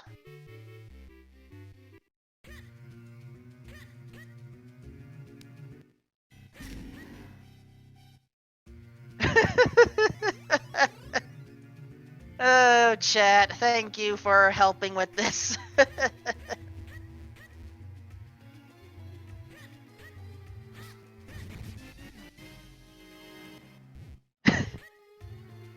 Alright, Nesman, if you really want to waste your bombs to express your frustrations, feel free. I get that this seed has not exactly been kind.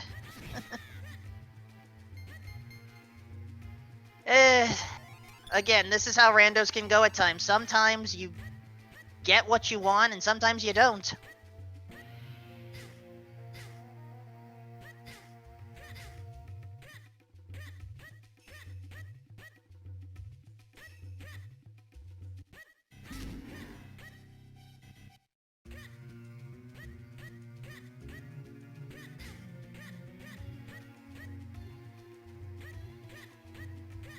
Alright, let's pick up that boss key from Fortress of Winds.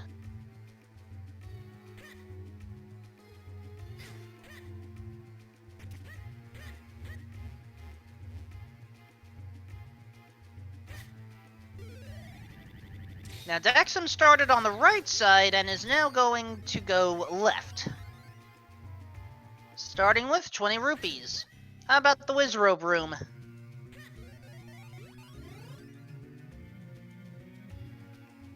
Wizrobe room, small key. Now, the key logic in this place is kind of interesting. Partially because there's an initial choice you can make, and that may affect how the keys end up. Remember, the logic is set up so that you will always have access to all 4 keys and all the locations therein. So, choose wisely. If you choose wisely, you'll get the items you care about sooner. If you don't, then, well, you're full clear in the place anyway. Nesman, meanwhile, is going straight up the center. As Daxum picks up another small key.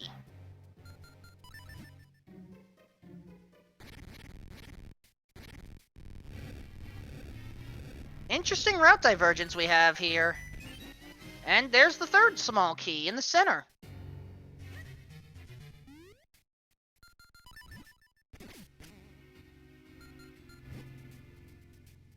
So as far as why Nesman is making the checks he is, part of it maybe he feels he's behind, but honestly, despite being a sword behind by not going to the Royal Crypt right now, and we're gonna have to go to the Royal Crypt anyway, it's not that bad. So really, this is a lot closer than you think.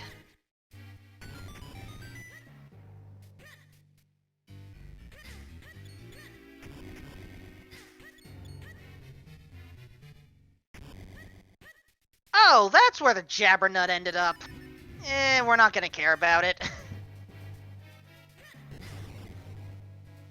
Alright, big chest here.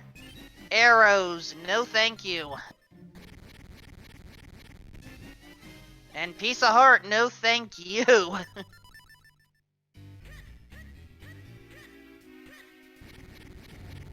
And, yeah, this race has been... It's been a unique one, where we are just missing the graveyard key in order to finish this seed. But we have effectively a Georg contingency in chat who really wants us to full clear the Palace of Winds for it. In the meantime, Daxum is taking out Mazal. Or, really, if there's any other two-hand, one-head boss you can think of, just mention that name now, because they all bleed together.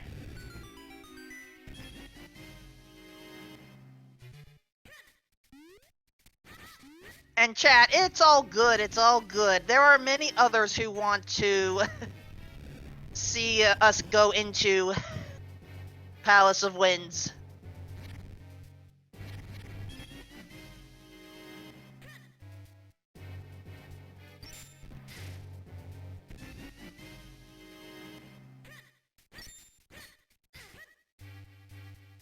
So the way to take out Mazal, shoot the eyes, shrink down, take out the correct pillar, there you go. 3 destroyed pillars means boss dead.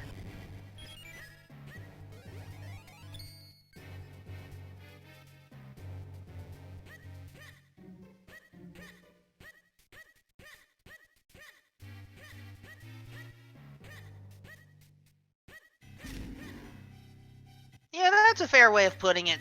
Shoot the hand eyes, slash the pillar eyes. Boss will then be dead, not a surprise. Yeah, I know, that was probably a bad one.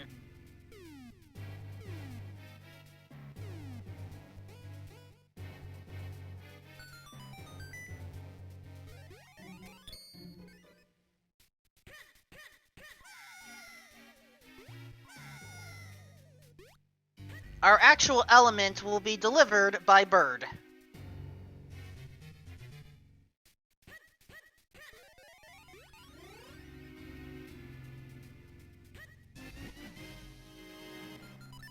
And Daxam is deciding to head back in.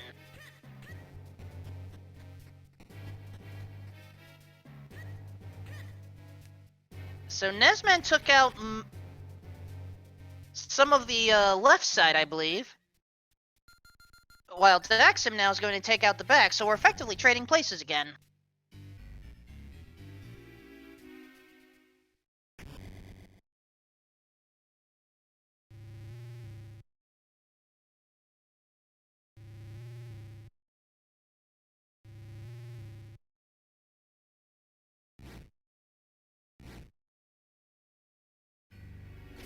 Alright, Nesman, you can take out Mazal. Daxam taking out a Darknut.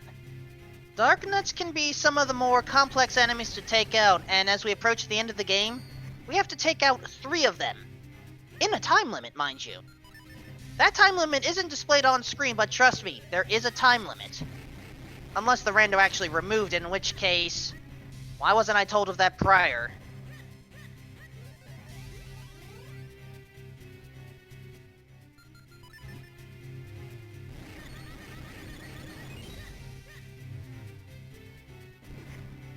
Alright, left side has been cleared. We don't have too many more checks left inside of the Fortress of Winds here. I want to say it's 3 left. And, yeah, I don't like this puzzle right here. Pull the switch and you have just barely enough time to get on that bridge and start moving.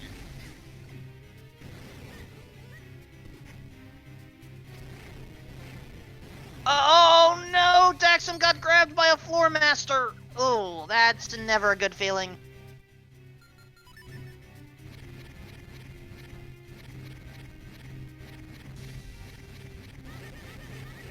Which means we have to go through all of this again.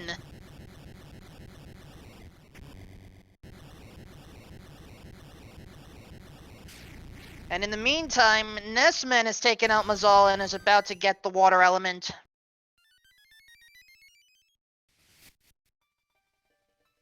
And again, Daxam, I feel your pain about that switch.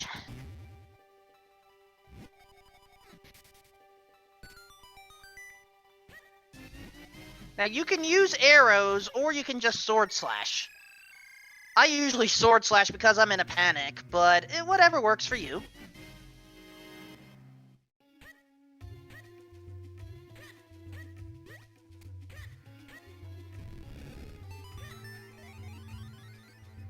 And Nesman is deciding, either I miss Nesman get these items that Daxam's going for, or Nesman is deciding it's not worth it.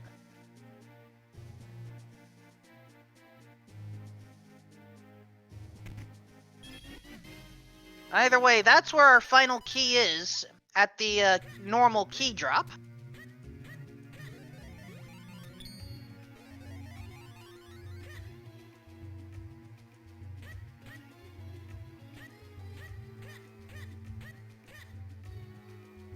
Will we need them or not?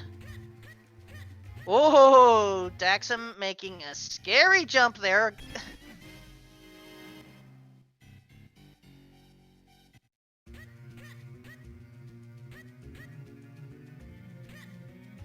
By the way, whenever you enter this hole, always fall into the right. Otherwise, you miss out on that chest. And it's the dungeon map.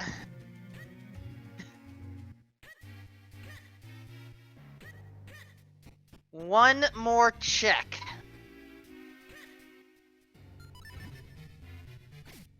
And considering that I think we found both map and compass here, we know it has something.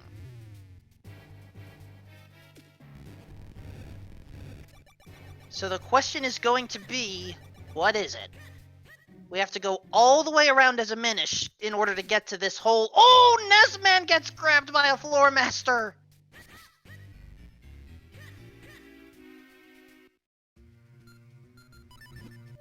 So yeah, if this graveyard key is not here where Daxam's going, we have to choose our dungeons carefully.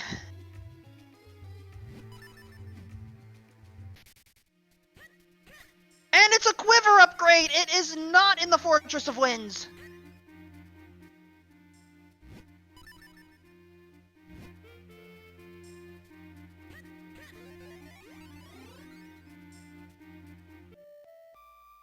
Nessman thought about Deepwood Shrine, decided to say no.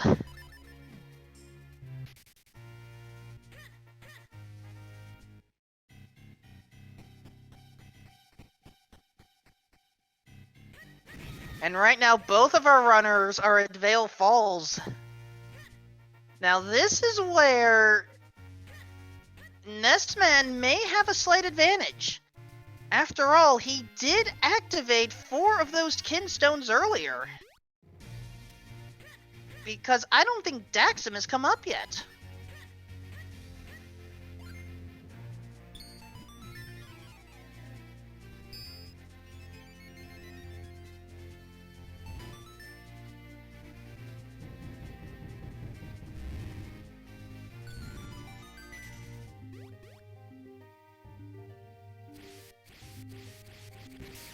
Now this actually brings up an interesting question. Did the runner save Greggle yet? Technically, I mean, the way the randomizer is set up, we can always still rescue Greggle.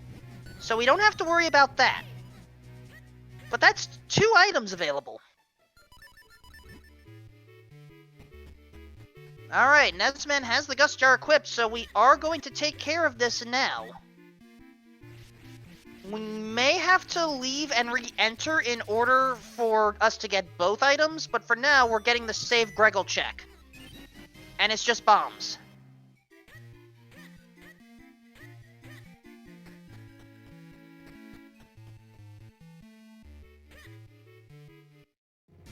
Alright, we've reloaded the room. We should have access to Greggle's gift proper now. All I can say is amazing recovery.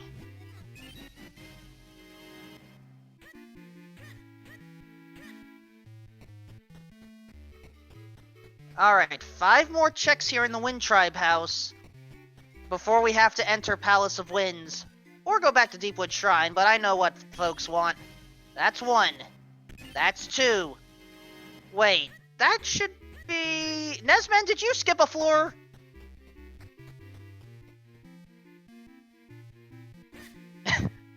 Yes. Bombs. 50 rupees. And the magical boomerang! I was wondering where that was. If there's one place I like having the magical boomerang, it is the second half of Palace of Winds. I fully admit that. Alright, we are doing this. We are going to Palace of Winds. This is the longest element dungeon.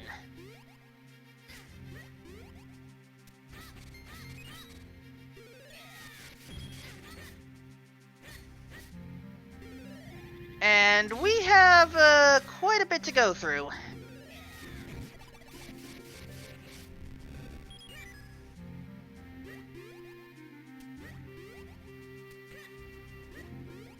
Cape strats allow us to skip a good bunch there.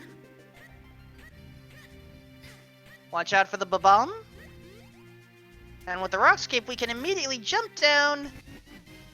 Well, that's convenient. We get our big key early. Now, fun fact, this dungeon, similar to Temple of Droplets, also has an early-ish big key. But just because you get the big key doesn't mean you're done with the place. Actually, you get your item for the dungeon right here.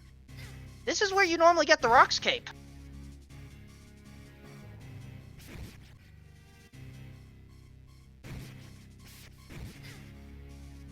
We just have to deal with the Wizrobe Legion, that's all. But yeah, I never really knew this until now, but the Flame Lantern does wonders against them. I wish it was like that in Zelda 1. And there's our first of many small keys. There are 6 of them in total.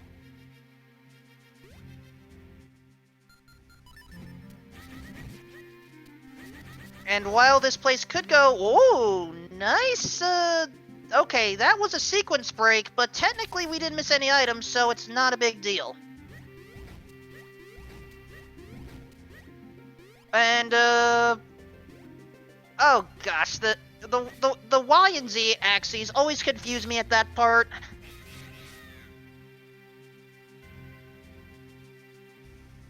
And now Daxum is following in Nesman's footsteps here. Both runners are thinking Palace of Winds is the way to go.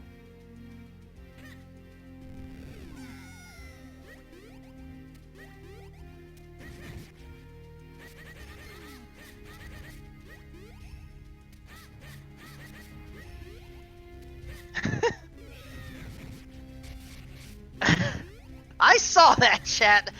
Keep in mind, while I do embrace some of the more peaceful memes, I need to at least be clear whenever I commentate, so I have to refer to this place as Palace of Winds.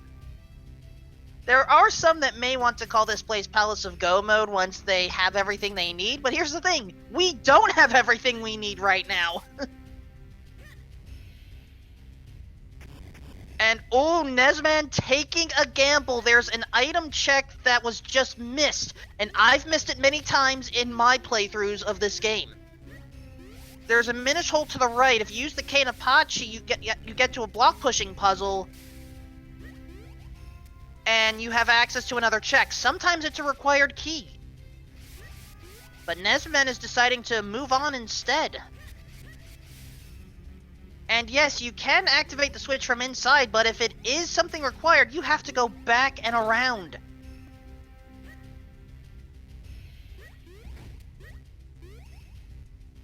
And remember, while Nesman doesn't have the final sword... I can't see what that is. Okay, now I can, thank you. We're going to get that final sword along the way. Because that's on the same path to the Royal Crypt. Which means I am not worried about Nesman's sword levels right now.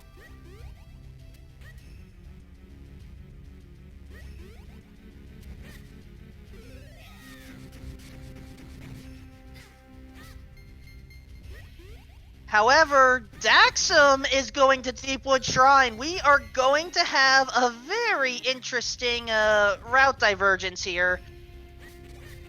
Alright. I'm going to keep my main tracker on Palace of Winds here. And, oh! Okay, Nesman taking an interesting side gamble here. By committing to this... Nesman, you have to go the long way around. By taking the side path, we are committing pretty much to get all of the keys if we need to take out Georg.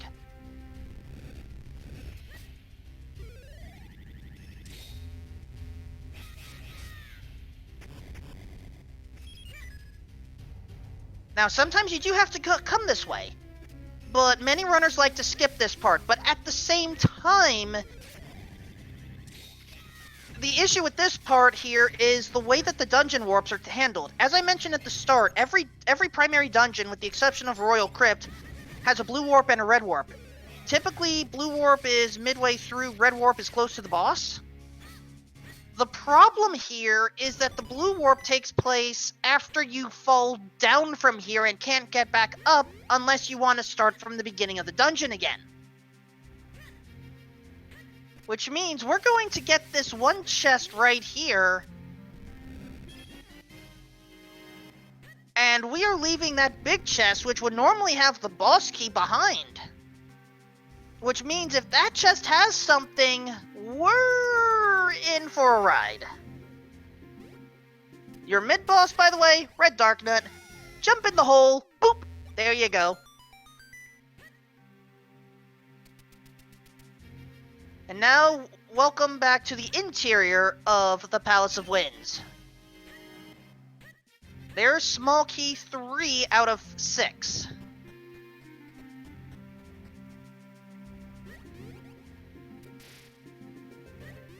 And Daxum is deciding to keep on going. Fall into the top part. There it is! Palace of Winds has the graveyard key. in the dark room small chest, and Nesman is not happy with that. It's not Georg, but it's close enough.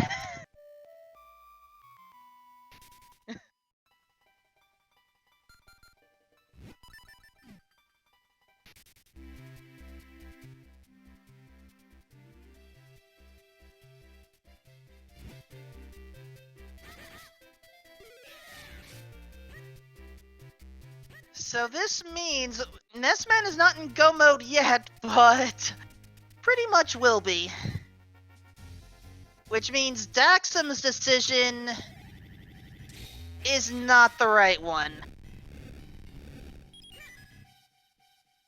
And for those wondering about the Forest Sword for Nesman, don't worry, we're about to get it.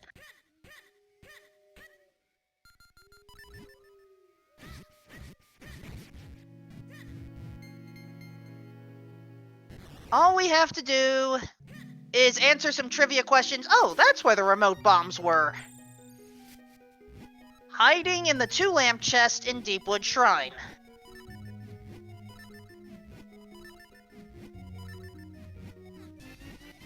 And there we go. Nesman finally has those bombs. Has that Force Sword, excuse me.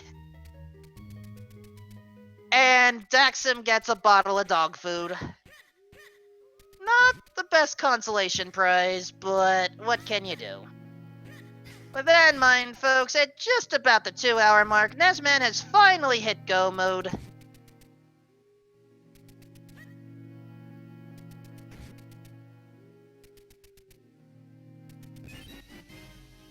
And picks up some bonus arrows.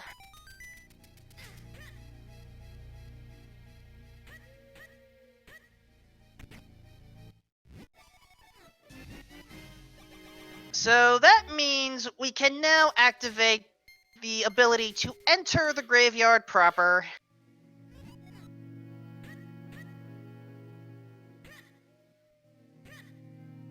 And this part right here annoys me. If you don't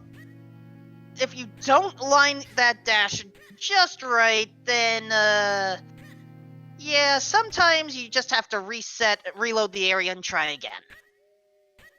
Because, you know, birds are jerks. We've seen that with other Memenic games that I know you folks at home like to mention.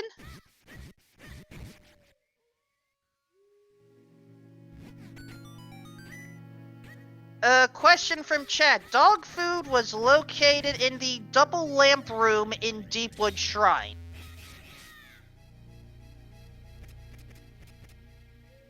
Oh, you were talking a different seed. Never mind. Sorry about the confusion. Alright, the Royal Crypt is a relatively simple place. We need 3 keys, and in this case, our 3 keys are in their vanilla locations.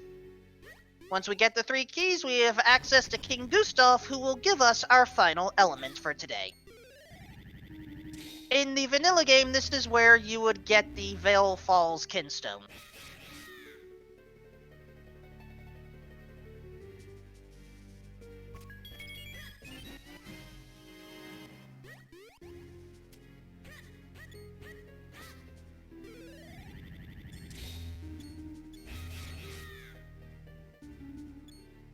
Just have to deal with these puzzles. There we go. Nesman has all the keys necessary. While Daxam is still going through Deepwood right now.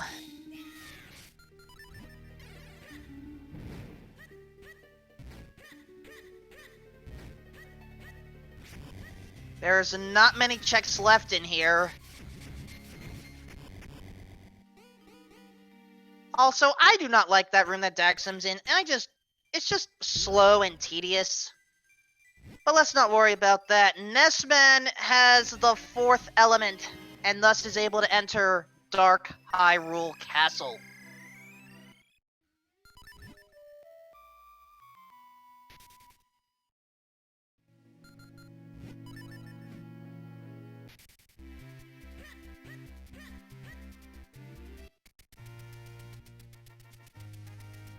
And so, charging straight up. But no more charging here. We need to use stealth. And that was a surprisingly clean stealth section by Nessman. Sometimes those guards like to see you at the wildest of spots, but nope, they chose to behave.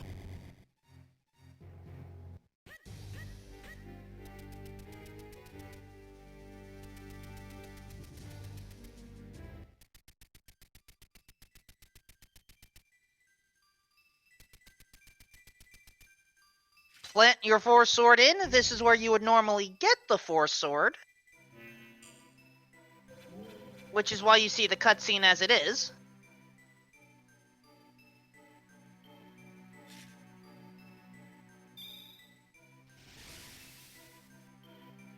The Graveyard Key was in the top part of the Dark Room in Palace of Winds.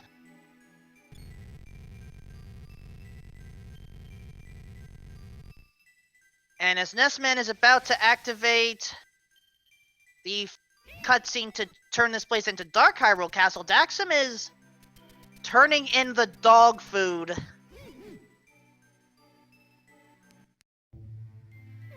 Unfortunately, that did not provide us with what we needed.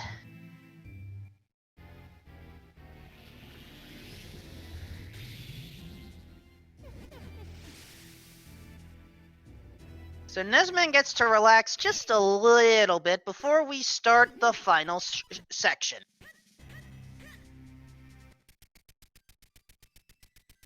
Relaxation time is over.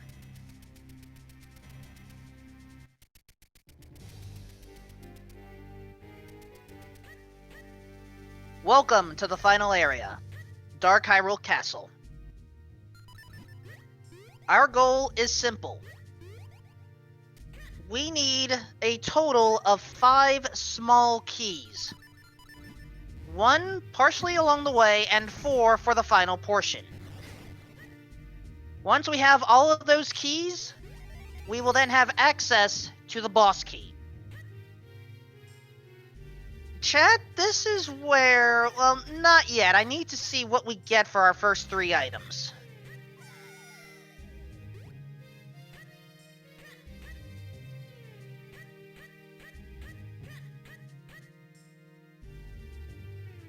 And, oh, Daxam, I was wondering if anyone checked that, Fairy, but it looked like Daxam didn't, but it has nothing for us today. Alright, so for those that are wondering, how much is that spin attack useful for? Oh, it's very useful.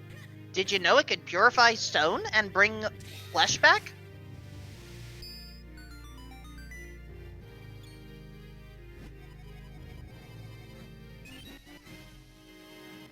Alright, that is 1 key found.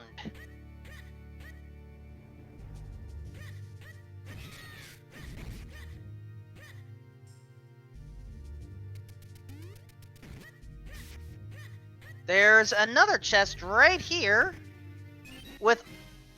okay, I don't get 2 keys this quickly. Come on, game!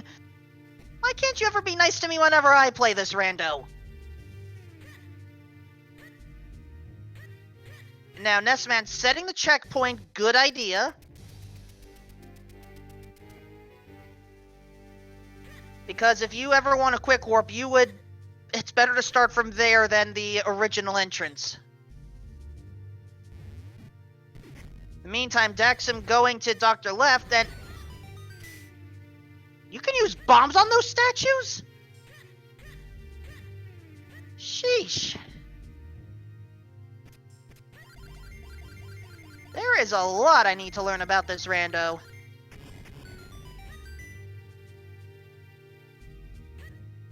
Well, for those that want to give it a shot yourself, I cannot type the commands correctly. I am sorry.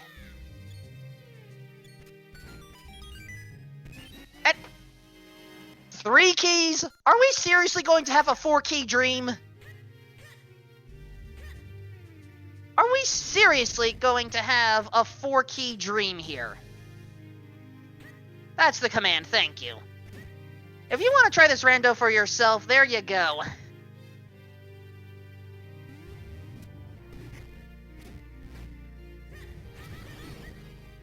Oh, Nesman was going for a similar strategy there, but I did not see what went wrong.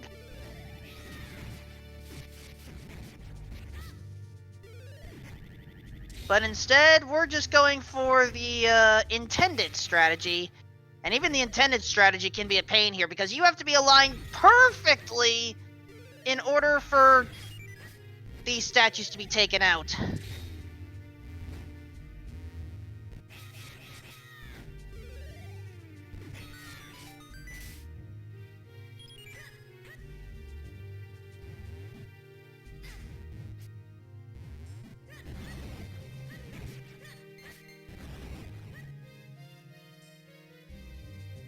Alright, time for one of the many... Oh, not yet? I had missed... There we go. Time for one of the many Darknut battles. And Nesman was trying it for a bomb strategy. I don't think it worked. Meantime, Daxam is finally in Palace of Winds, but has to get through the early part in order... Oh, lost the charge. 4-key dream. Alright, chat, I do not know how to do this, and I don't know if anyone here has the power to make a poll, but it is time to call where the final small key is. There are 4 towers, northeast, northwest, southeast, southwest. Which one has the small key?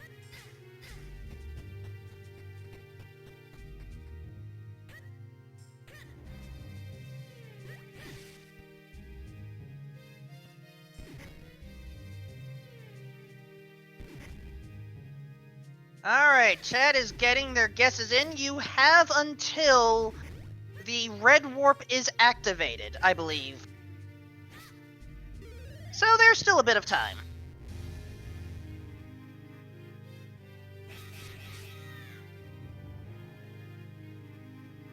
But yeah, I have never gotten 4 keys prior to this gauntlet climb. Oh, it's blue warp, thank you. Yeah, I forgot. This is the one dungeon where you typically get the red warp first instead of the blue warp. I never understood that, but that's how the game is at times.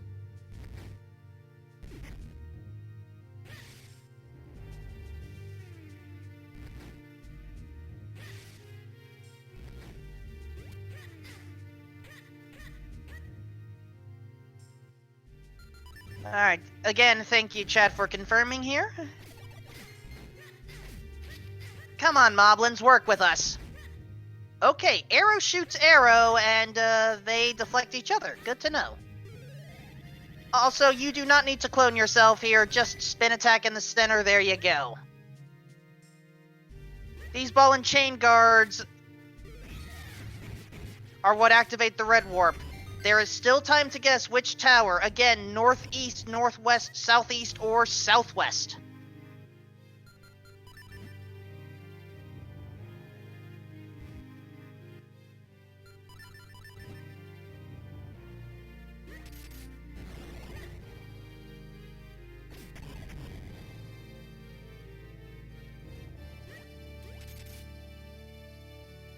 Daxam dealing with evil birds, as most of us have had to do at some point. Alright, blue warp is going to open soon. We just have one more big battle to the north of us. And not a bad idea to get a fairy. So fun fact, fairies are kind of weak in this game. They only heal you for 4 hearts. And there were some strong attacks in this game. But Nesman gets the stun lock, guessing ceases. Which tower is it today?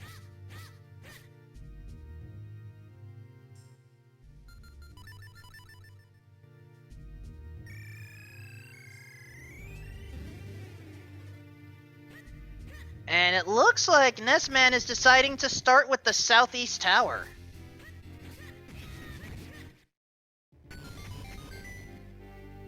So every journey to a tower has sort of a puzzle or combat room, but in this case, again, spin attack breaks it. If you position yourself just right, there you go.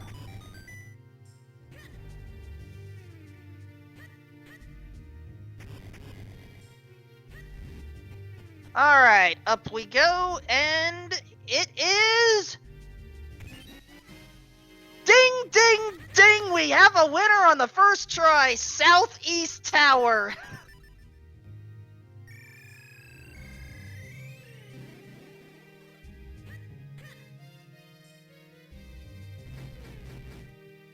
Spend all those keys, clone yourself again, get that big key, and let's finish this game, shall we?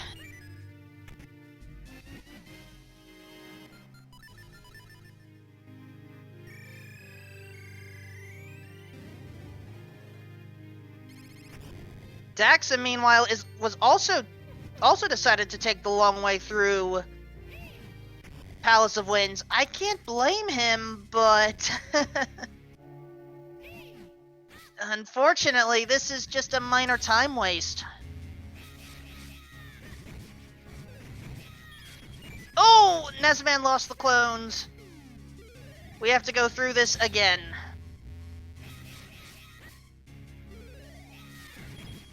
But yeah, Great Spin helps greatly in that room. And by the way, that time limit I talked about, it's in this room.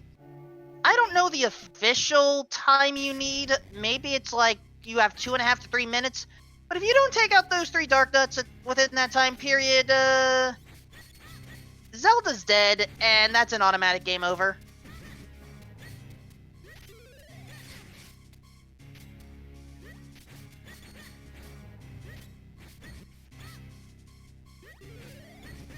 And of course, you know, taking out 1 Darknut is annoying but doable. Taking out 3 at once, it's not the easiest thing in the world.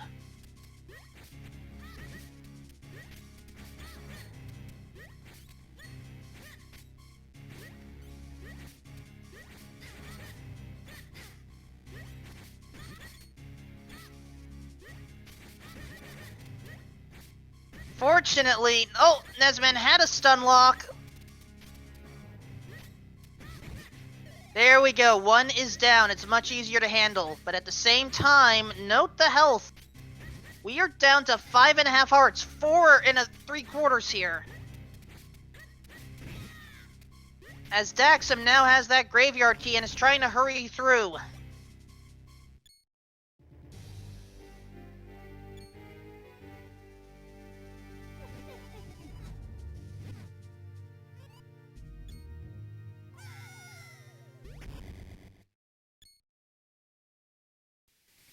It is time for the final battles. Remember that Ganon doesn't really exist in this game, so have a Wind Mage substitute. Meet Vati, everyone. We have 3 distinct phases here. First one, Vati tries to act like a Petra at times, maybe closer to Argus, where we have to deal with the children and then we can take out the center body. However, later the mini eyeballs receive some protection that you can take away using the Gust Jar. And then of course Vati chooses to try to cheat and teleport all over.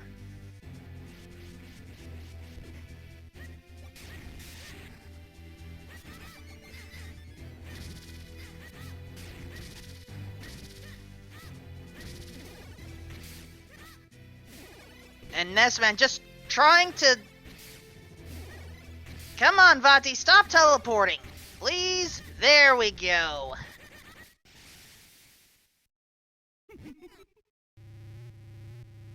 Alright, phase 2. I don't know what you call this thing, phase. 8 eyeballs surround the main one. In this case, we need 4 specific ones. They will always be connected. Get the 4, and then... Wait a second, that's not in my script. You're supposed to clone yourself to hit all 4, but you can down thrust that?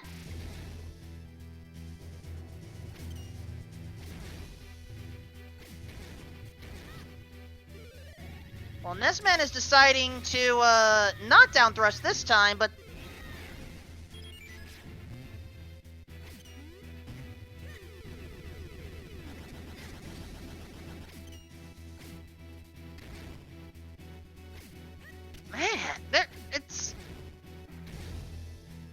There's a lot I need to pick up with this rando.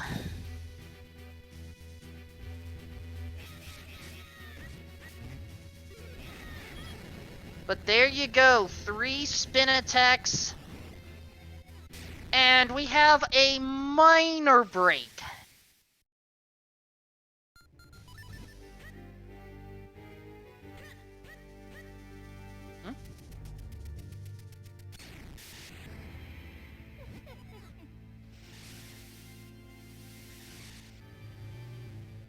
I just saw the message. I had just given my commentary stream a refresh.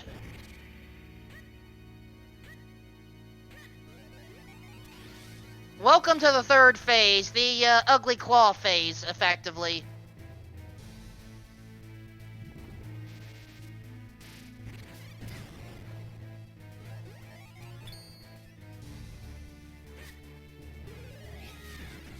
Similar to Mazal, we have to stun the arms and then go in them.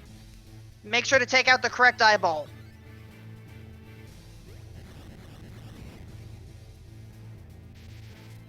And of course, while you're on that platform, you're invincible. So you can take advantage of some interesting strategies that way.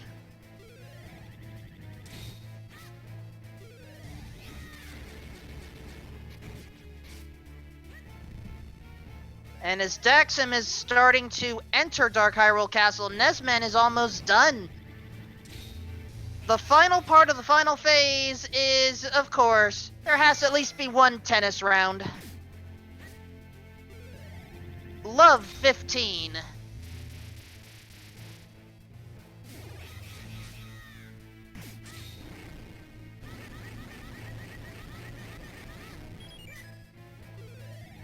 And I'm not really going to use tennis scores for the rest of this because, honestly, we just have to do that 2 more times. And hope for good patterns like that.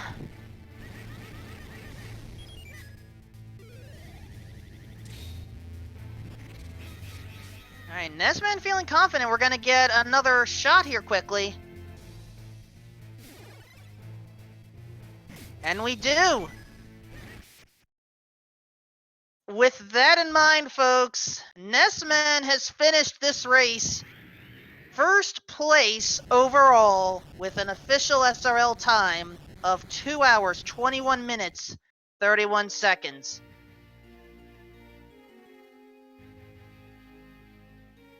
Get your GGs out in chat, folks.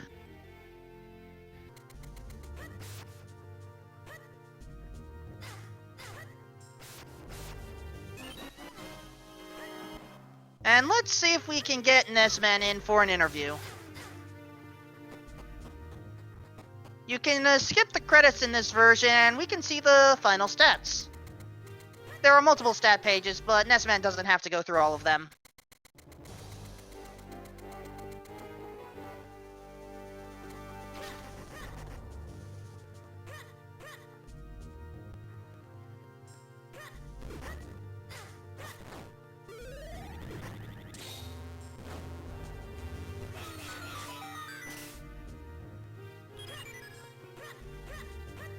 Alright, Daxam now going through the more traditional approach with the statues. Have to go through this puzzle room. And of course, that's easy to do.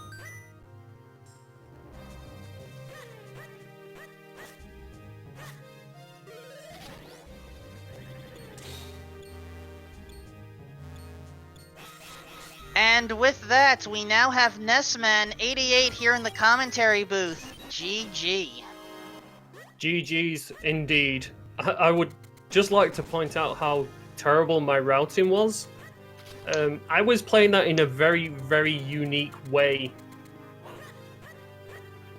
Well, I haven't been near Minish Cap Rando as much as I would have liked to for the past month. You could partially blame GDQs for that, so why don't you explain to the folks at home what made your routing unique here? The monitors on my computer died, so I had to play the game through a screen share on my phone. Screen sharing on your phone? As in... Ew. I'm sorry. It's like, I'm just trying to picture that, and I'm having a hard time. I had no tracker, no anything. Both of my monitors had died for some reason. It must have been a graphical issue, so I did a screen share of my desktop to my phone. I'm literally playing on like just this little tiny screen. Wow. My writing was so terrible in all of that panic. I completely forgot everything I'd checked. So I was literally just hitting places where I thought I could go. Well, what didn't exactly help, this was going to be irrespective of routing. I mean, I felt like you made some decent choices overall, though retrospectively, you were right to not dive farther into Deepwood Shrine, but still, you were kind of forced to last location a number of things, and I don't think you were very happy to see many of the characters that had some key items.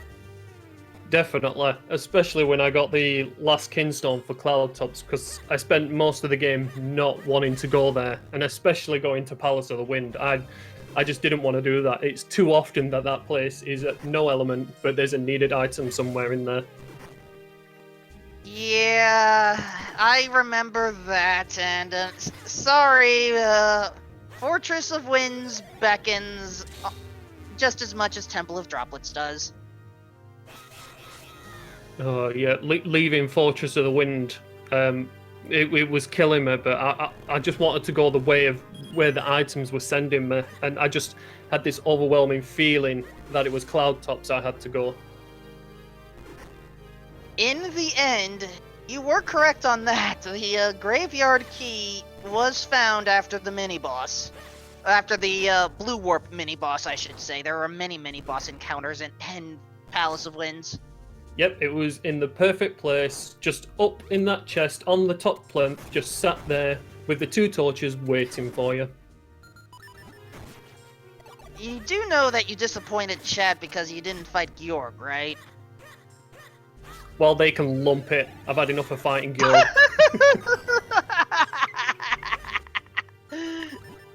I don't know how well they're going to appreciate that, but I battled Green will... Chew, they should be happy with that. Fair enough, fair enough.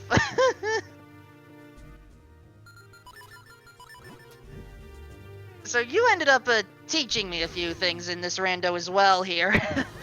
Oh yeah, what was that? Down thrusting to get the eyes to work on Vati 2. Yeah, it's the fastest way of doing it, and I actually remembered that I had it.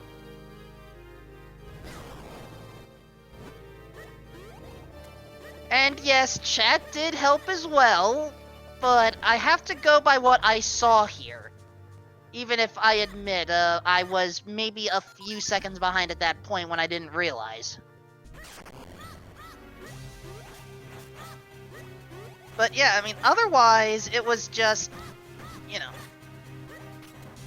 You did well, thank you again. If there's anything else you want to say, just go for it now. GG's to everyone who took this seed on. It was a really good seed. It was just really bad routing in my case. I feel I did get lucky in certain cases on items I did and didn't get. With that, congrats, and we hope to see you for a future race.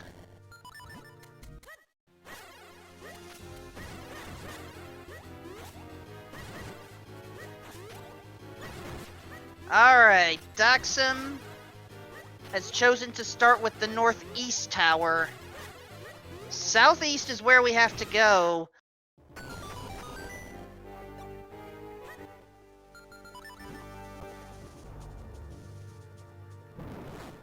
So this is 2 rooms split up. Light all the torches, and the torches like to go out at a particular time.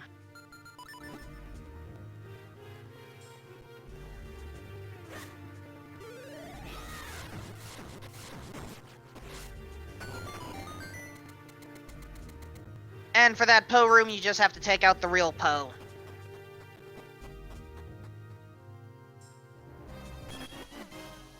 Ah, that is where our item was. that means the other 2 tower chests are going to be the map and compass, and oh, Daxum was led astray. So, chat, once more, we get to guess, is it the map or is it the compass?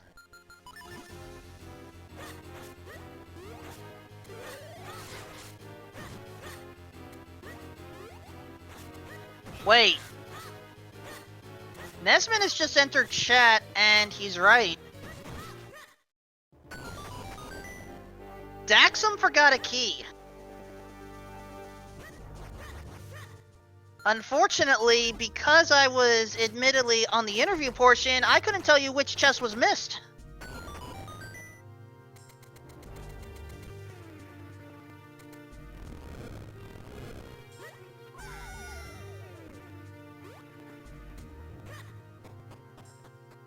So here's hoping,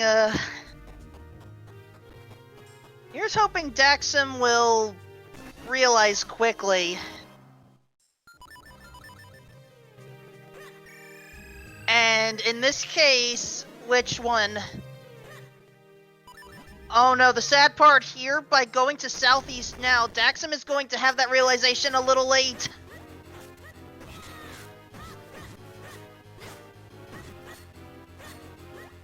I do not know which chest was skipped, Nessman. But if there was ever a chest to skip, it would be King.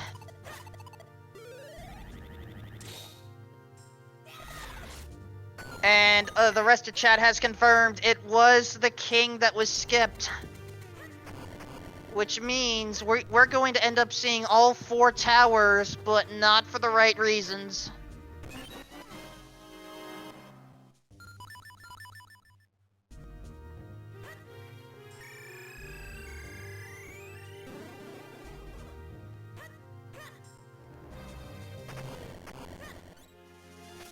So here's hoping Daxum will at least remember where to go. Because I don't know how well he's going to take it.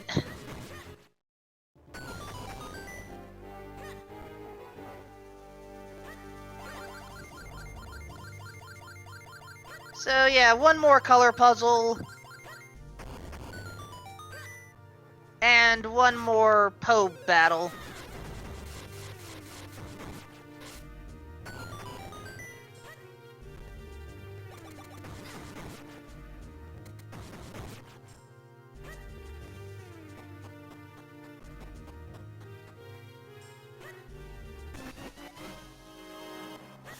And I think at this point Daxum has realized, dang it, missed one. Down to the basement we go.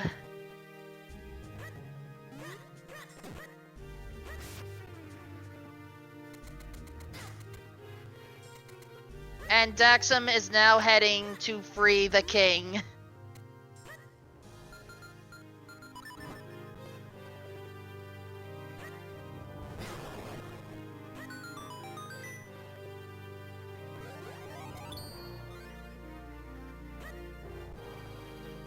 Chat, you may need to explain, this one a little better, but I don't think compasses necessarily define a runner here.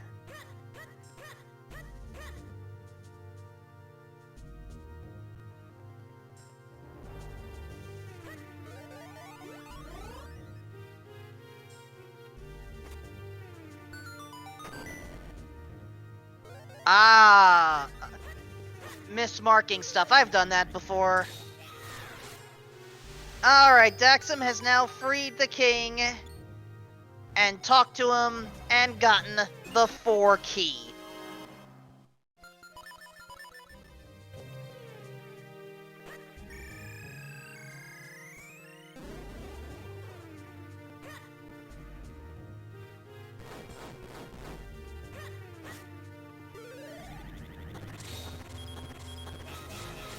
One more clone before we get the big key here.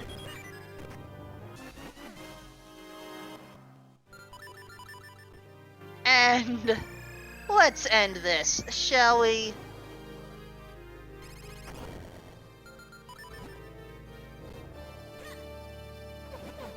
Uh, I know, chat, I know.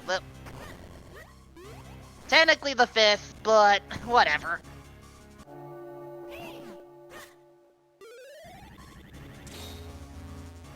Can we get a great spin charge across? That's how you do that.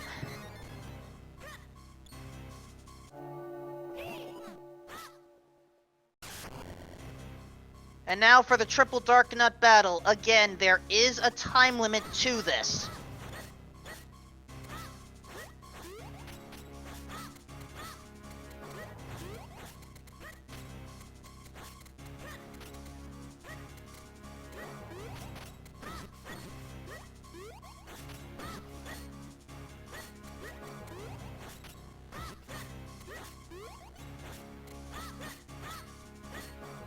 Hey, don't feel too bad, Nesman. The triple Darknut fight is not the easiest one in the world here. But 1's down. 2's down. 3's down.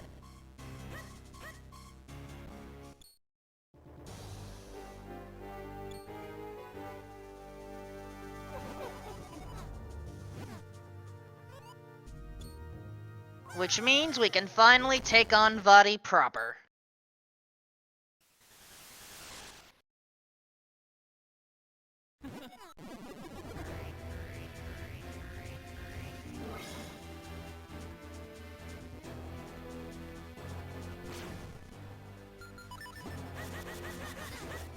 As usual, take out the side eyes. Oh, and try not to get your bum burned.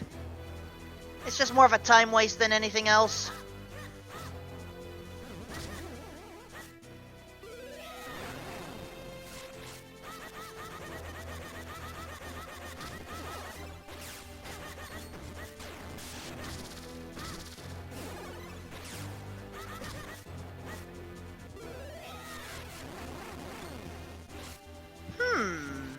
Facing away and doing a spin attack, will that actually help with the teleports? I'm genuinely curious now.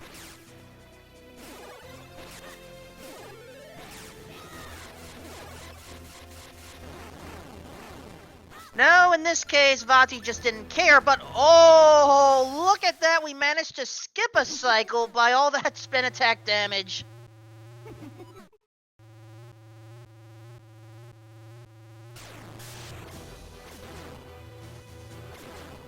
Alright, starting with Vadi 2 Southern and preparing for the down thrust. Gotta get a little more in center. Okay, why is it not working?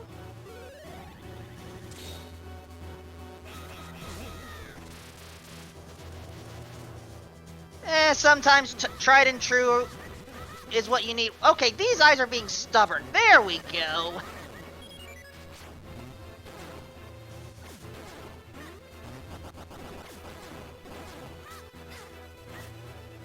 Sideways eyes, no down thrusting here.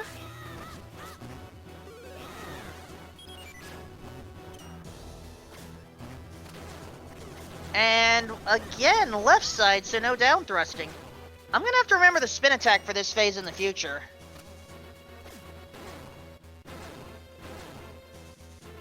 By the way, if you ever feel like you're running low on arrows on this phase, all of these spike balls have a chance of providing arrows for you.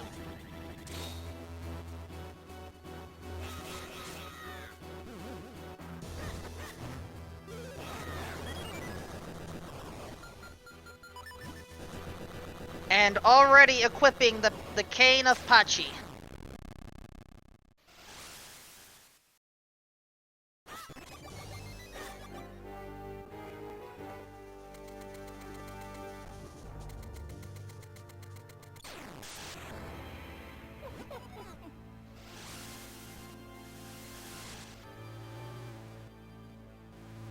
Chat, I don't know what you mean by that one. Anyway, third phase.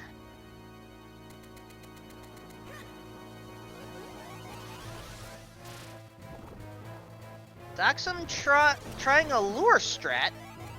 Certainly working so far.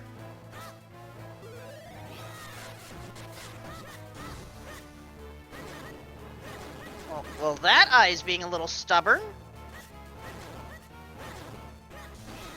But there we go.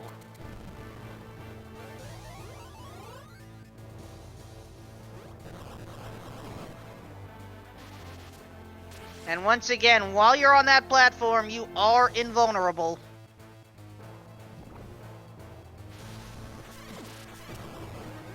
Ooh, managed to dodge an electric strike. Nice. And Doxum's just going for it without using the flame lantern.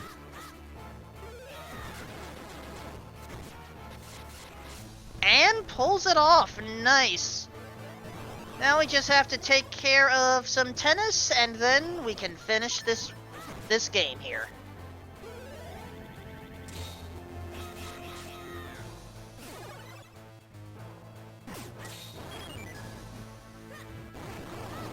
And using bomb strategies here. So you can throw a bomb and it will hit, and then since we have remote bombs, you can detonate the bomb and cause a second hit.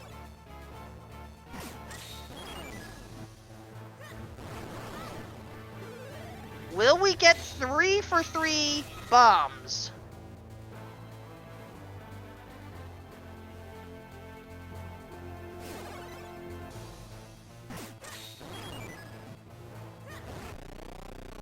We do.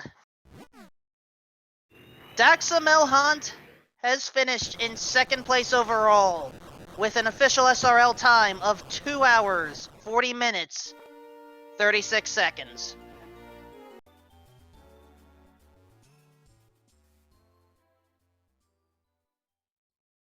So let's see if we can get him in for an interview.